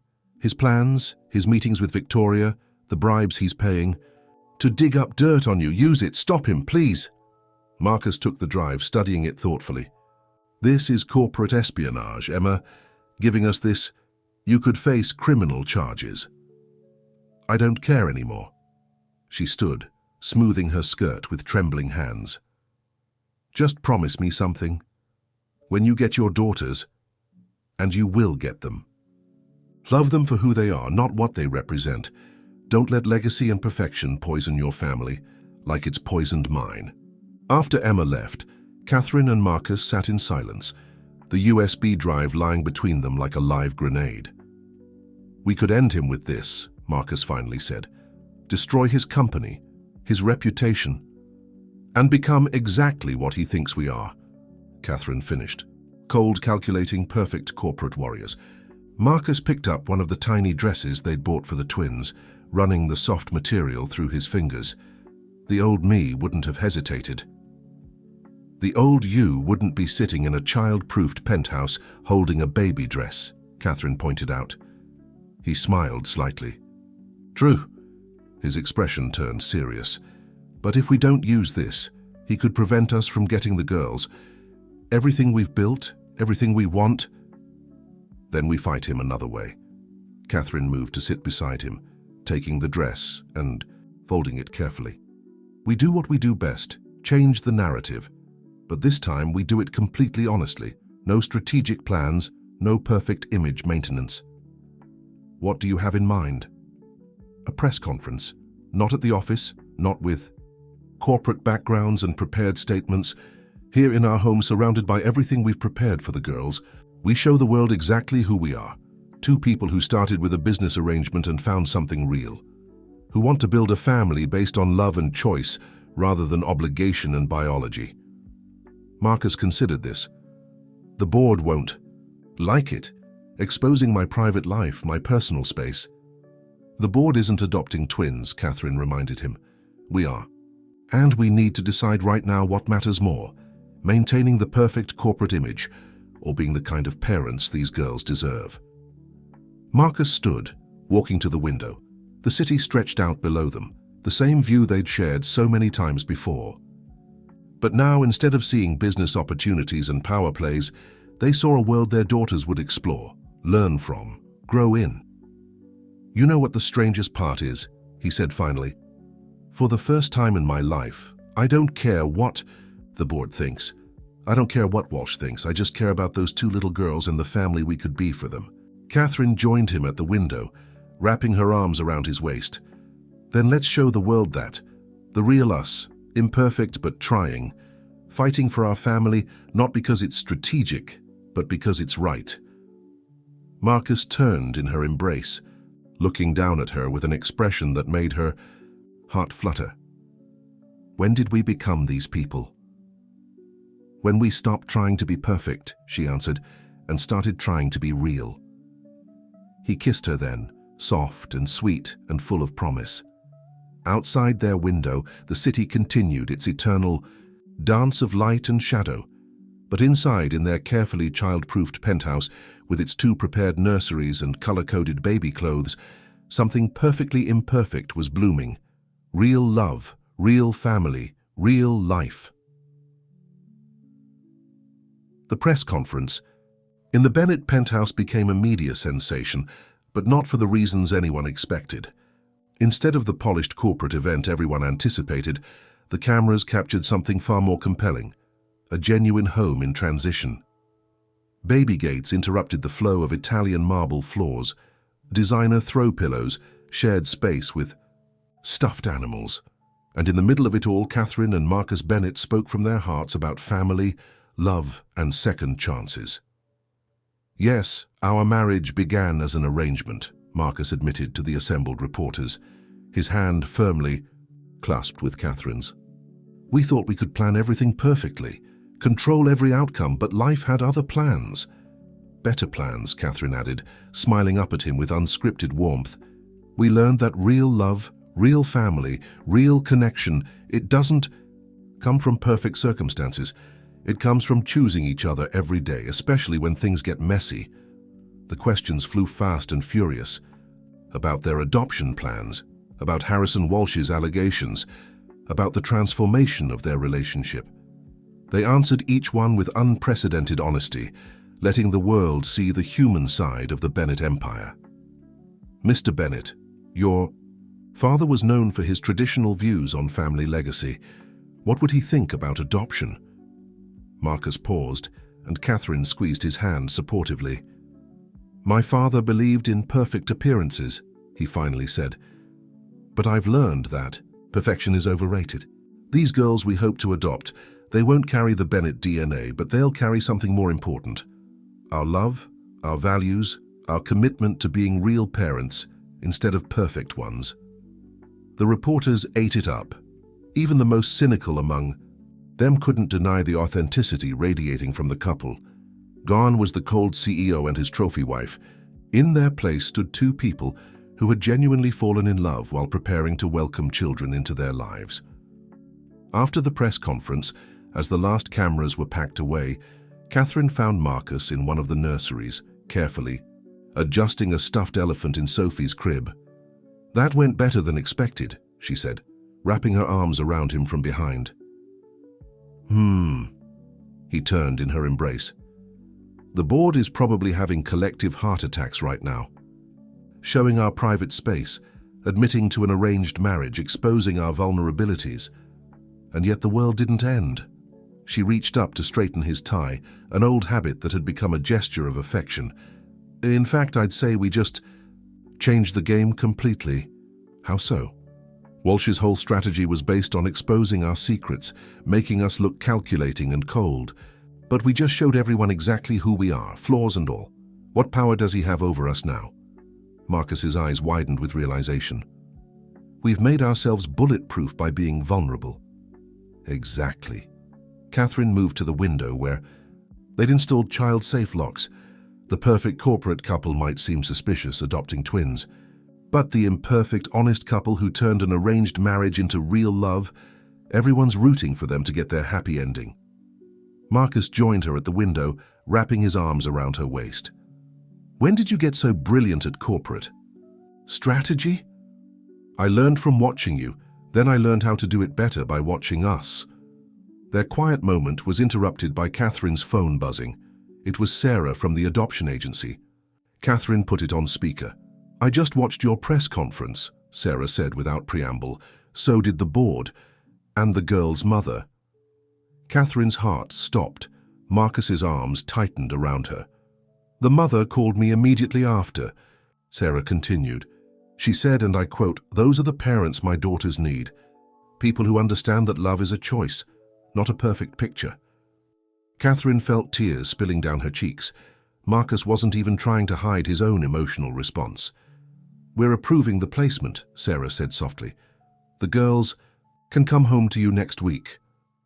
After the call ended, Catherine and Marcus stood in silent embrace, letting the magnitude of the moment wash over them.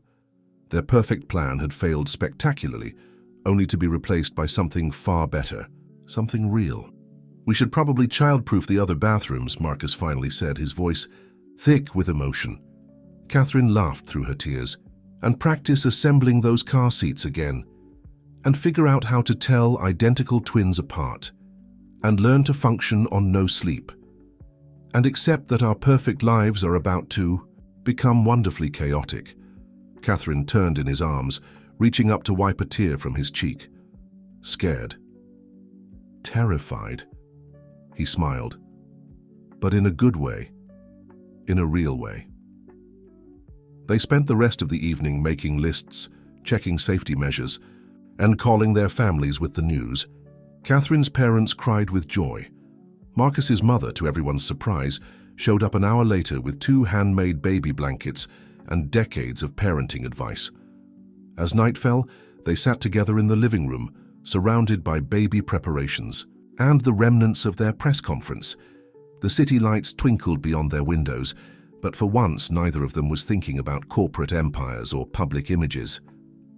"You know," Marcus said thoughtfully, "for the first time in my life, I'm glad I failed at something." Failed? At finding the perfect wife, at maintaining the perfect image, at following my father's perfect plan. He pulled her closer. "If I'd succeeded at any of that, I wouldn't be here now, about to build a real family with you." Catherine snuggled into his embrace, thinking about how far they'd come from their first calculated meeting. "Here's to failing at perfection," she murmured. "And succeeding at reality," he finished, kissing her softly. Outside their window, a gentle snow began to fall, adding a touch of magic to their imperfect, perfect evening. In just a few days, their quiet penthouse would be filled with the chaos of toddler twins. Their perfectly organized lives would be turned upside down, and neither of them could wait. The day before the twins were scheduled to come home, Catherine woke up feeling distinctly unwell. She'd been attributing the nausea and fatigue to pre-adoption nerves, but this morning was different. As she sat in their master bathroom, staring at a positive pregnancy test, she couldn't help but laugh at life's sense of timing. "Catherine," Marcus's voice came through the door, concerned. "Are you all right? We have the final home inspection in an hour." She opened the door to find him already dressed in what she'd come to think of as his impress the social workers outfit, casual enough to seem approachable, expensive enough to convey stability. The worry in his eyes made her heart swell. "I'm fine," she said, then corrected herself. "Actually, I'm more than fine, I'm pregnant." Marcus stared at her, completely still, his perfect composure shattered. "But, the doctors said..." Apparently they were wrong. She held up the test. Or maybe all that practice at failing perfectly paid off. He crossed the space between them in 2 strides, gathering her in his arms with uncharacteristic abandon. "Are you sure? Should we call the doctor? Do we need to delay bringing the twins home? Should you be resting? I'll cancel the inspection." Catherine pressed a finger to his lips, halting his spiral of concerns. "One thing at a time, remember? Just like we discussed about the twins, no perfect plans, just real steps forward." "But this changes everything," he protested. "Does it?" She stepped back, studying his face. "Do you love the twins any less knowing we're having a biological child too?" "Of course not." The vehemence in his voice made her smile. "Do you want to stop the adoption?" "Never." His arms tightened around her. "Those girls are ours, biology or not." "Then nothing important has changed," she said softly. "We're just getting a bigger family than we expected. A messier, more complicated, more beautiful family than either of us planned." Marcus laughed, the sound full of joy and terror and wonder. "My father would have a fit. The perfect Bennett heir coming after we've already committed to adopting 2 non-biological children. It defies every rule of legacy planning." "Good thing we're not aiming for perfect anymore," Catherine reminded him, then glanced at the clock. "Now we have exactly 45 minutes to get ready for this inspection. Think you can handle this much good news and still convince Sarah we're stable parents?" "Stable?" He grinned. "No. Happy? Absolutely." The home inspection passed with flying colors, though both Catherine and Marcus had to work hard to contain their extra news. They wanted to focus on the twins today, to give Sophie and Emma's homecoming the full attention it deserved. Their unexpected miracle could wait a few days to be announced. That evening, as they did one final check of the nurseries, Catherine found Marcus sitting in the rocking chair they'd bought for late-night feedings, staring thoughtfully at nothing. "Having second thoughts?" she asked, perching on the chair's arm. "No," he pulled her into his lap, one hand resting protectively over her still flat stomach. "Just thinking about how differently everything turned out from what we planned." "Regrets?" "Not one." He kissed her temple. A year ago, I thought I needed the perfect wife to create the perfect family, to carry on the perfect legacy. I thought love was a luxury I couldn't afford. And now? Now I know that real love is the only thing worth investing in. His hand moved to toy with her wedding ring. The day you told me you couldn't have children, I thought everything was ruined. I treated you terribly. We've come a long way since then, Catherine reminded him. We have. And tomorrow we're bringing home 2 beautiful girls who will call those Mom and Dad. And in a few months we'll welcome another child who will complete our perfectly imperfect family. He smiled against her hair. I think the universe has a sense of humor. Or maybe, Catherine suggested, it just has a better plan than we did. They spent the rest of the evening in comfortable silence, rocking together in the chair that would soon hold bedtime stories and midnight feedings. The nursery around them was a blend of their 2 worlds, elegant yet welcoming, designed yet comfortable. Like them, it had evolved from a perfect plan into something real. What do you think the board will say? Catherine finally asked. About all of this? Marcus chuckled.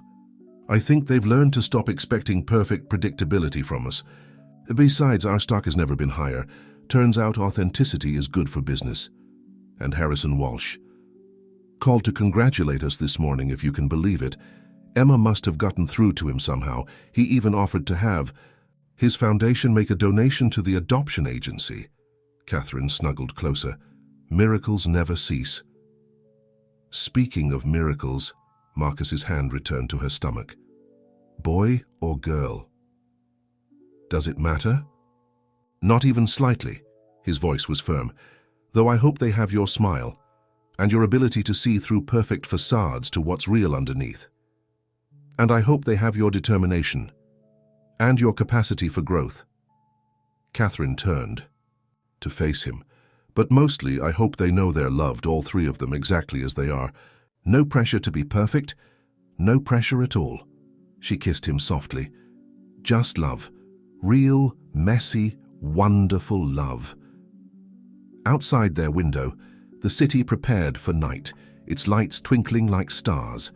Tomorrow their lives would change forever as 2 little girls joined their family. In a few months they'd welcome another child, a surprise gift from a universe that seemed determined to teach them the beauty of imperfection. But tonight, in the quiet of their prepared nursery, Catherine and Marcus Bennett held each other and marveled at how the failure of their perfect plan had led to something far better, a real love story, complete with all its wonderful imperfections. 6 months into parenthood, the Bennett penthouse bore little resemblance to its former, pristine state.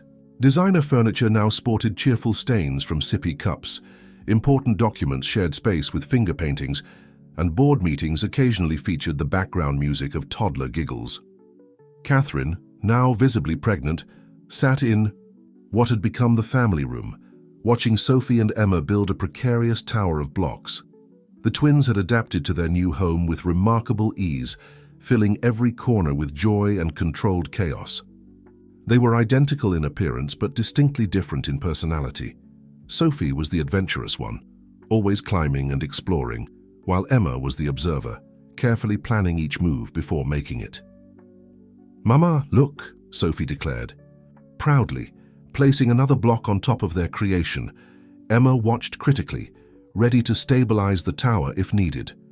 "Beautiful, sweetheart," Catherine praised, one hand resting on her growing belly. The baby, a boy they'd decided to name, James kicked in apparent agreement.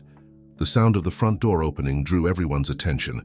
Marcus arrived home early, his tie already loosened, carrying what appeared to be a large stuffed giraffe. "Daddy!" The twins abandoned their tower, racing to greet him. He scooped them both up with practiced ease, the stuffed animal dropping forgotten to the floor. "How are my favorite architects?" he asked, covering their faces with kisses. "And how's my beautiful wife?" he added, leaning down to kiss Catherine hello. "We're all perfect," she replied, with a knowing smile, "in our own imperfect way." The board meeting ended early, Marcus explained, settling on the floor with the girls. Harrison Walsh proposed a joint venture for children's hospitals. Seems Emma's influence has really changed him.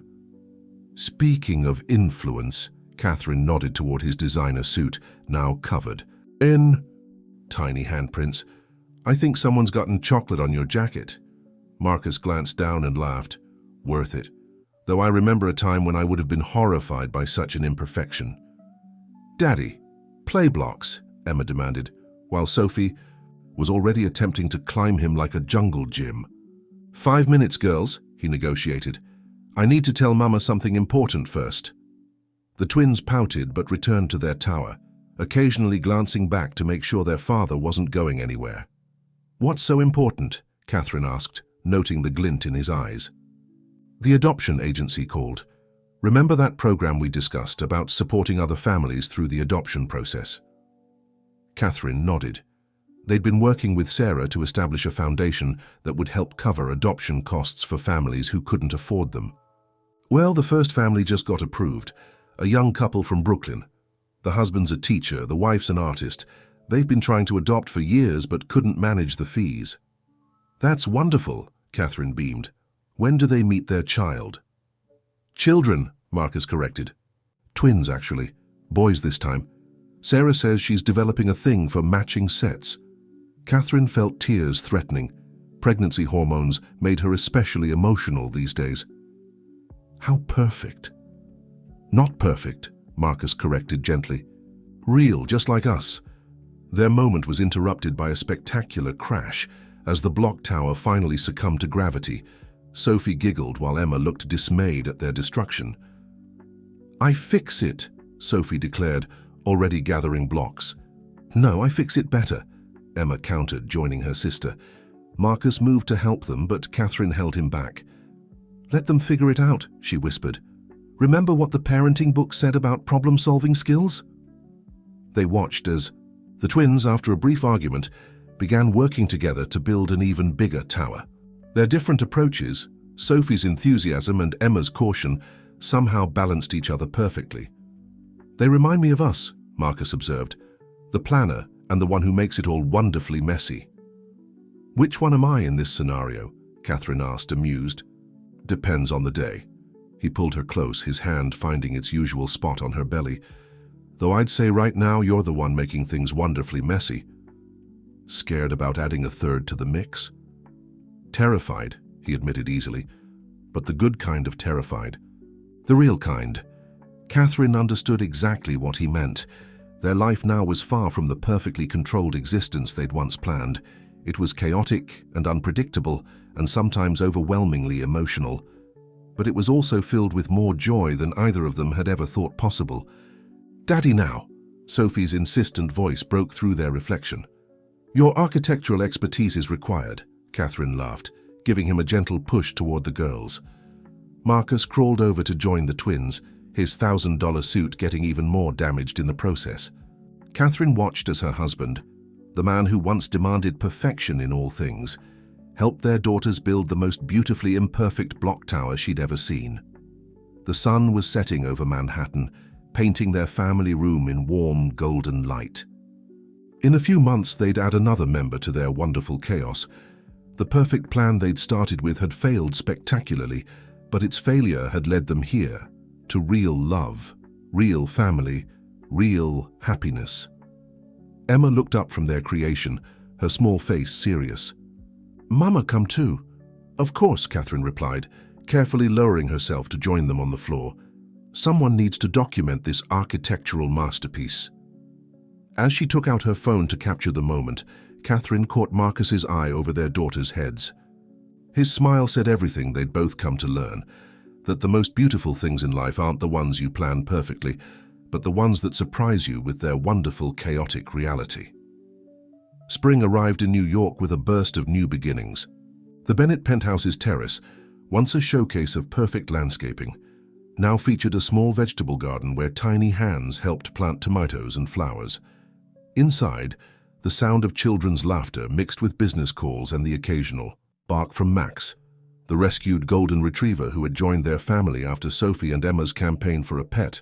Catherine stood in the nursery they'd prepared for James, now due any day. The room combined elements from both their journeys, traditional touches that honored their heritage alongside whimsical details that celebrated their new reality. The twins had insisted on helping decorate, which explained the slightly crooked alphabet decals on one wall and the abundance of sparkly stickers at toddler height. "Mama sad?" Emma's voice came from the doorway. Both girls had developed an almost telepathic ability to sense when their parents needed comfort. "Not sad, sweetheart," Catherine smiled, holding out her arms. Emma came for a hug while Sophie, never far behind, zoomed in, making airplane noises. "Just thinking about how different everything is from what Daddy and I planned." "Different good?" Sophie asked, patting Catherine's belly hello. "Different. Perfect," Catherine corrected, then caught herself and laughed. "I mean different real." "Real is better," Marcus's voice joined them. He stood in the doorway looking relaxed in weekend clothes, another change from the man who once wore suits even at home. "Right, girls?" "Right," they chorused, though Catherine suspected they were just agreeing with Daddy as usual. Marcus joined their family huddle, somehow managing to hug everyone at once. "The foundation approved 3 more families this morning," he reported. 2 single parents and a couple from Queens. The Bennett Family Foundation, born from their own adoption journey, had become their shared passion. They'd used their resources and influence to help other families navigate the adoption process, breaking down financial barriers and challenging traditional notions of what made a perfect family. "Sarah called too," he continued. "The Brooklyn couple is bringing their twins home next week. She thought maybe we could reach out, offer some experienced twin-parent wisdom." "Wise? Us?" Catherine laughed, then winced as James delivered a particularly energetic kick. Marcus's hand immediately found the spot. "He's going to be a soccer player." "Like us," Sophie declared, though neither twin had actually played soccer yet. They just owned tiny jerseys because Marcus couldn't resist. "Speaking of sports," Catherine said carefully, "Emma Walsh called earlier." Marcus's eyebrows rose. "Oh? She's pregnant?" "IVF finally worked. She wanted us to know first before it hits the media." Catherine squeezed his hand. "Harrison's apparently a changed man. Started a whole initiative at their company for employee adoption and fertility treatment coverage." "Miracles never cease," Marcus mused. "Should we send them something?" "Already ordered 2 of everything," Catherine grinned. "She's having twins too. Sarah's twin-matching streak continues." The girls, bored with adult conversation, had moved on to their current favorite game, reorganizing James's clothes by color, their own special way of helping prepare for their brother. "Purple here," Sophie announced, holding up a decidedly blue onesie. "No, blue," Emma corrected. "Like sky." "Both right," Marcus intervened smoothly, using the conflict resolution techniques they'd all learned. "It's blue-purple, like twilight." The girls considered this diplomatic solution, then went back to their task, now debating whether each item was blue-purple or purple-blue. Catherine leaned against Marcus, watching their daughters work. "Remember when we thought we could plan everything perfectly? Remember when I thought perfection meant control?" He kissed her temple. "When I thought love was a business transaction? We were so young," he suggested. "I was going to say stupid," she laughed. "Mama say bad word," Sophie gasped dramatically. "Not bad," Emma corrected her sister, "just not perfect."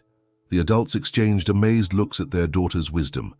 "Out of the mouths of babes," Marcus murmured. The moment was interrupted by a sudden splash and a very distinct sensation that made Catherine grab Marcus's arm. "Speaking of not perfect timing," his eyes widened. "Now? But we had a plan. The hospital bag isn't in the car yet, and the girls' overnight things aren't ready for your parents, and real life doesn't follow perfect plans," Catherine reminded him through gritted teeth. "Remember." What followed was a symphony of organized chaos. Marcus called Catherine's parents while simultaneously helping her to the door. The twins executed their well-rehearsed "baby brother is coming" procedure, which mostly involved running in excited circles with their pre-packed backpacks. Max supervised everything with dignified concern. In the elevator, Catherine grabbed Marcus's hand. "Hey, "Hey yourself," he smiled, though she could see the worry in his eyes. "Remember what you said at our wedding, about wanting everything. To be perfect? I was an idiot." "You were scared," she corrected, "just like now, but look what happened when we let go of perfect." He looked at their daughters, holding hands and whispering secrets to each other, at Max sitting alertly by their feet, at Catherine's beautiful face, glowing with imminent motherhood. "We got real," he said softly. "We got better than perfect," she agreed. The elevator. Doors opened to their waiting car, their perfectly imperfect future stretching out before them. As Marcus helped Catherine in, as the twins clambered into their car seats chattering about their new brother, as Max settled protectively at their feet, they shared a look that said everything. Their love story hadn't followed the perfect script, their family hadn't formed the traditional way, their life wasn't the controlled, pristine existence they'd once planned. Instead, they'd found something better, something real, messy, and wonderfully, perfectly imperfect, and they wouldn't have it any other way. James Alexander Bennett arrived into the world with perfect imperfection, 2 weeks early, and in the middle of what was supposed to be a crucial board meeting. His timing, like everything else in the Bennett family's life, refused to follow the carefully laid plans.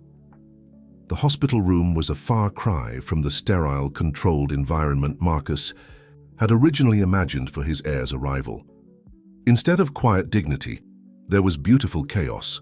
The twins had convinced their grandparents to bring Max for a visit. Catherine's mother was rearranging flowers while speaking rapid Mandarin on the phone to relatives, and Marcus's mother was already planning a celebration that would probably rival the wedding. "He's so tiny," Sophie whispered, standing on tiptoe to peer into the hospital bassinet. "But loud," Emma added, referring to her brother's impressive crying abilities.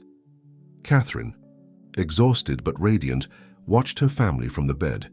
Marcus hadn't left her side since they'd arrived at the hospital, his perfect composure completely abandoned in favor of emotional reality. He'd cried when James was born, laughed when the twins first met their brother, and hadn't once checked his phone for business updates. "Want to hold him again?" Catherine offered, seeing the longing in the girl's eyes. With practiced care, Marcus helped each twin settle into the oversized hospital chair, placing pillows just so. Then he lifted James, tiny and perfect in his blue blanket, and showed them once again how to support their brother's head. "Remember, gentle-like with Max," he reminded them, though the warning was unnecessary. The twins had been nothing but tender with their new sibling. "We practice with dolls," Sophie informed a passing nurse proudly. "Every day," Emma added. "To be perfect sisters." "Not perfect," Catherine corrected gently. "Real sisters. Remember what we talked about." The girls nodded solemnly. "Real is better than perfect," they recited, a family mantra that had evolved naturally over the past months. A knock at the door interrupted the moment. To everyone's surprise, Harrison and Emma Walsh stood there carrying an enormous basket of baby gifts. "We hope we're not intruding," Emma said softly, her own pregnant belly now visible under her designer dress. Catherine smiled warmly. Family never intrudes, because that's what they had become somehow. The corporate rivalry had transformed into friendship, then family, as both couples navigated their journeys toward parenthood.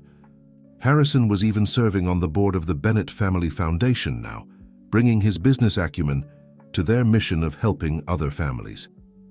"We brought something special," Harrison said, reaching into the basket. He pulled out 2 small packages clearly wrapped by professional hands, for the big sisters. The twins looked to their parents for permission before carefully opening their gifts. Inside each box was a delicate silver bracelet, engraved with "World's Best Big Sister" and their names. "Like yours," Sophie exclaimed to Emma, who wore a similar bracelet marking her role in the Walsh twins' upcoming arrival. "Now we match." Emma Walsh smiled, her hand resting on her stomach. Marcus caught Harrison's eye, sharing a look of understanding. Both men had come so far from their days of corporate warfare and perfect facades. Now they were just fathers, or soon-to-be fathers, learning to embrace the beautiful mess of real family life. "Should we tell them?" Catherine asked Marcus, raising an eyebrow. He nodded, smiling. Seems like the perfect time. Tell us what? Harrison asked. We've been discussing the Foundation's next project, Marcus began. A partnership between Bennett Enterprises and Walsh Industries, a chain of family centers offering everything from adoption support to fertility treatments to parenting classes. All focused on helping people build real families, Catherine added, whatever shape those families take. Emma's eyes filled with tears, pregnancy hormones affecting her too. That's exactly what we need in this city, in every city. We thought you might say that, Marcus smiled. We're calling it the Real Families Initiative, and we'd like you both to co-chair the board with us. Harrison looked stunned. Even after everything? Especially after everything, Catherine interrupted. Who better to help other families find their real path than people who've walked it themselves? The twins, sensing the emotional importance of the moment but not quite understanding it, did what they did best. They brought everyone back to the present joy. Baby James wants Mama, Sophie announced, noting her brother's squirming. He's making hungry face, Emma confirmed, their weeks of baby preparation research evident in her serious tone. The adults laughed, the heavy moment breaking into comfortable reality. As Catherine settled in to feed James, as the twins showed Emma their new bracelets, as Harrison and Marcus began sketching preliminary plans for the initiative on the back of a hospital menu, she caught Marcus's eye.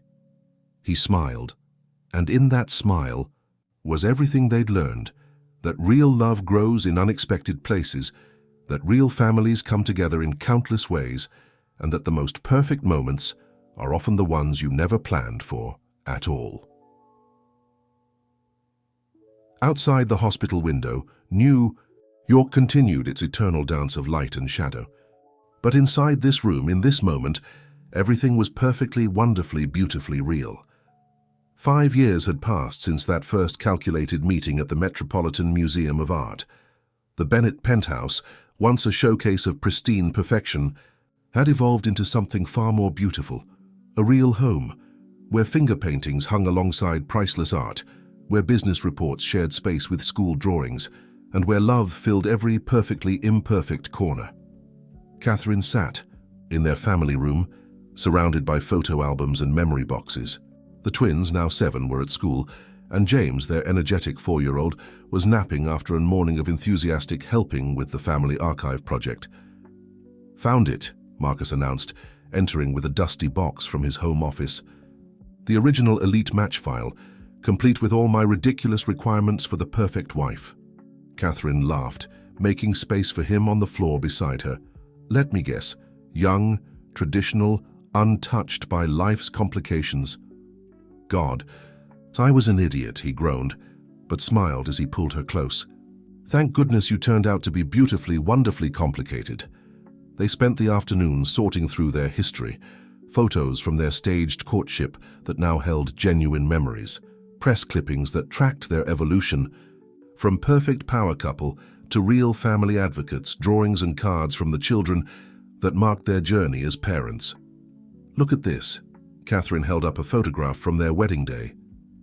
We were trying so hard to look perfect.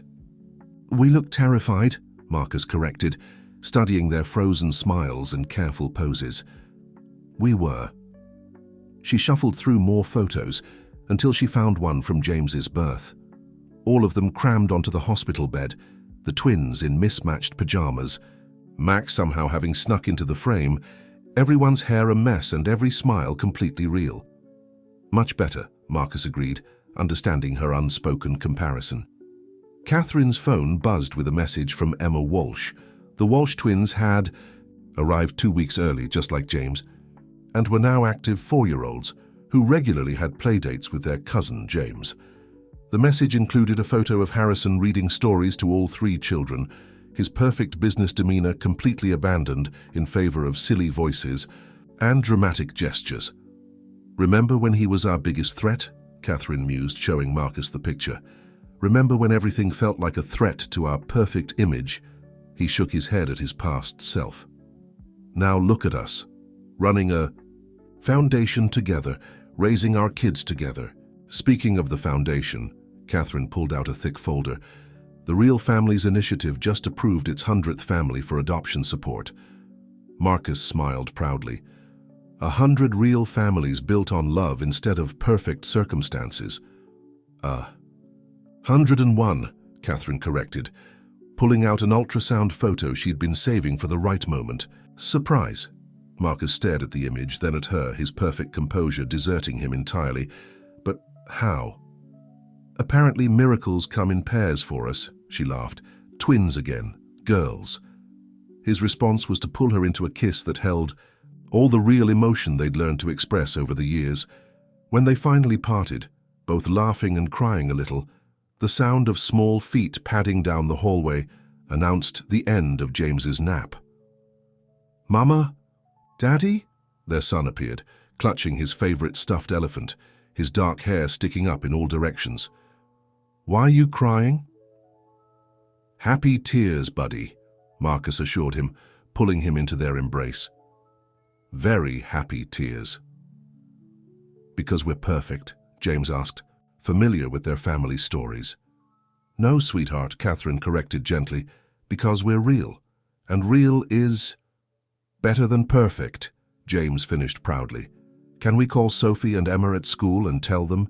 They said real sisters. Always share good news. Marcus checked his watch. They'll be home in 20 minutes. Think you can keep a secret until then? James considered this seriously. I can try to be perfect at keeping secrets. How about you just be real at it? Catherine suggested. That's all anyone can ask. As if on cue, the elevator chimed, announcing the twins' return from school. Their voices carried down the hallway, chattering about their day, accompanied by Max's happy welcome barks. Ready to tell them? Marcus asked, helping Catherine to her feet. She looked around their home, at the life they'd built, the love they'd found, the family they'd created. None of it matched the perfect plan they'd started with, and all of it was better for that fact. Ready, she smiled, taking his hand. Let's add some more real to our perfectly imperfect family. The twins burst in, full of stories and energy, immediately noticing the gathering in the family room. Family meeting? Sophie asked excitedly. Special news, Emma guessed, always the perceptive one. As they settled into their usual spots, Sophie sprawled on the floor, Emma curled up neat and proper, James bouncing between them, Max supervising it all. Catherine and Marcus shared a look that said everything about their journey. They had failed spectacularly at creating the perfect marriage, the perfect family, the perfect life. Instead, they'd found something far more valuable. Real love, real connection, real joy. Their story had become not just their own truth, but an inspiration for others seeking to build families based on love rather than perfection. And now, as they prepared to share their latest news, as they sat surrounded by the beautiful chaos of their real life, they knew with absolute certainty that failing at perfection had been the most perfect thing that could have happened to them. Because real love, real family, real life, it was better than perfect every single time. The Bennett Family Foundation's annual gala was in full swing, transforming the Metropolitan Museum of Art into a celebration of real families in all their beautiful diversity. The same museum where Catherine and Marcus had their staged first meeting now hosted hundreds of families brought together through adoption, surrogacy, and love rather than traditional expectations. Catherine, radiant in a maternity gown that accommodated her growing twins, stood at the podium addressing the gathered crowd. Marcus watched from the side, their children seated in the front row. Sophie and Emma, now poised 7-year-olds, James fidgeting, but trying his best to sit still. 5 years ago, Catherine began, Marcus and I stood in this very museum, both of us playing roles we thought we had to perform. We were seeking perfection, the perfect marriage, the perfect family, the perfect legacy. What we found instead was something far more valuable, the courage to be real. The crowd, filled with families who had been helped by the foundation, listened intently. Among them sat Harrison and Emma Walsh with their twins, Victoria, now released and working as the foundation's legal advisor, and Sarah from the adoption agency.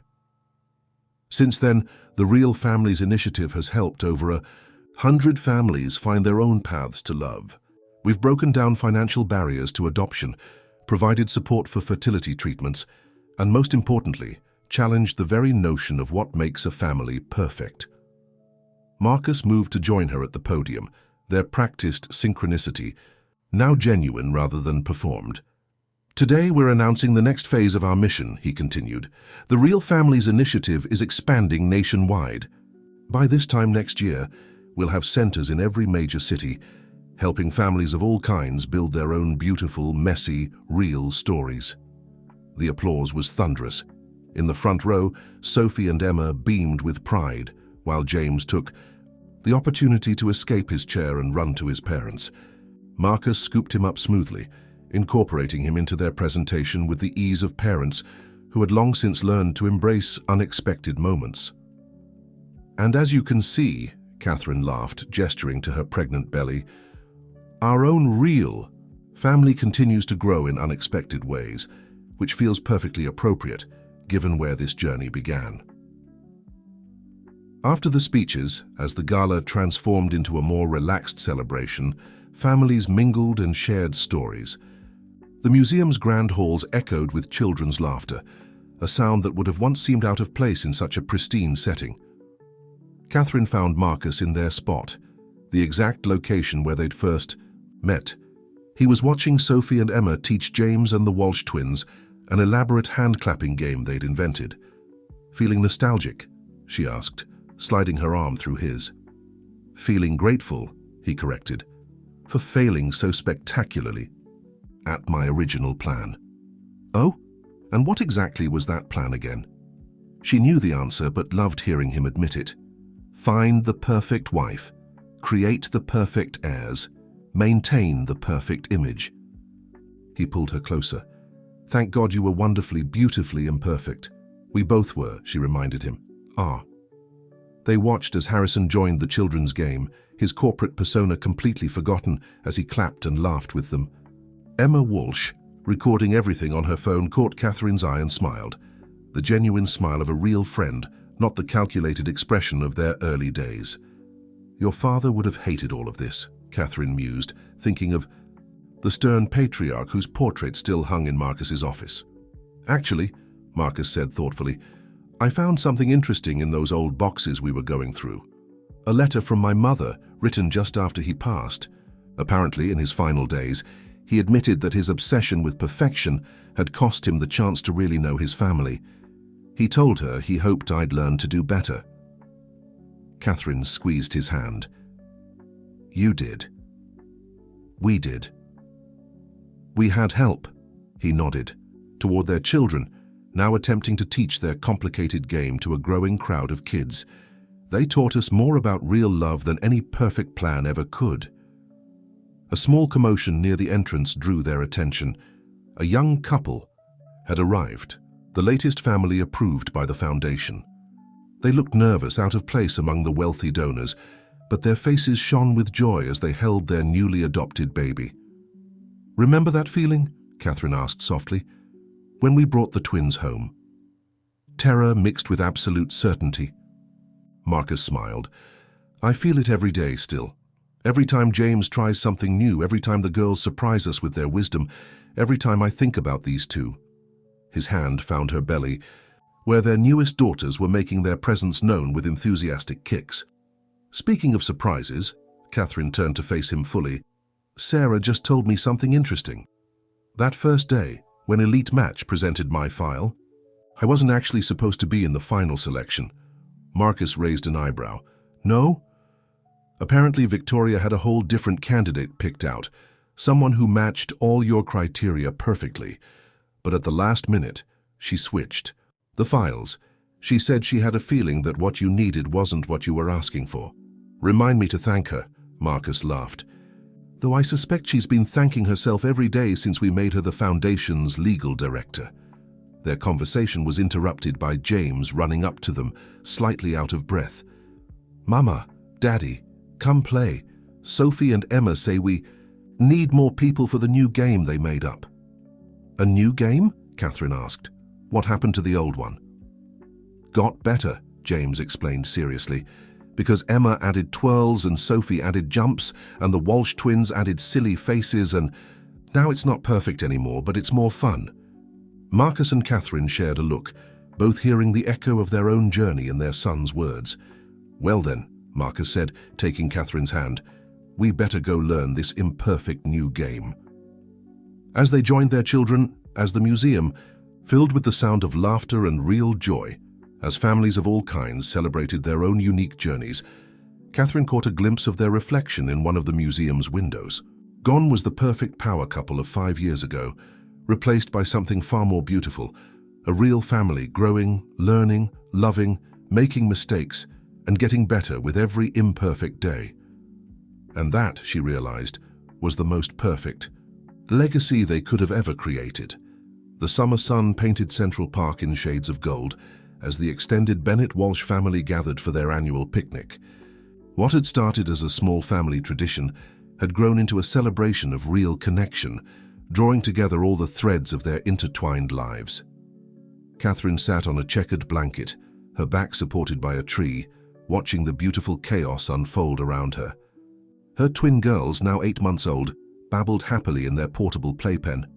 Reaching for the bubbles James was blowing their way. Lily and Rose, named not for flowers but for their great-grandmothers, had their mother's eyes and their father's determined expression. Sophie and Emma, now 8, had organized a massive game of tag that seemed to involve half the children in the park. Their different personalities shone through even in play, Sophie leading with enthusiasm, Emma making sure everyone understood the rules. The Walsh twins kept up admirably, while James appointed himself official referee, taking his duties very seriously. "Penny, for your thoughts?"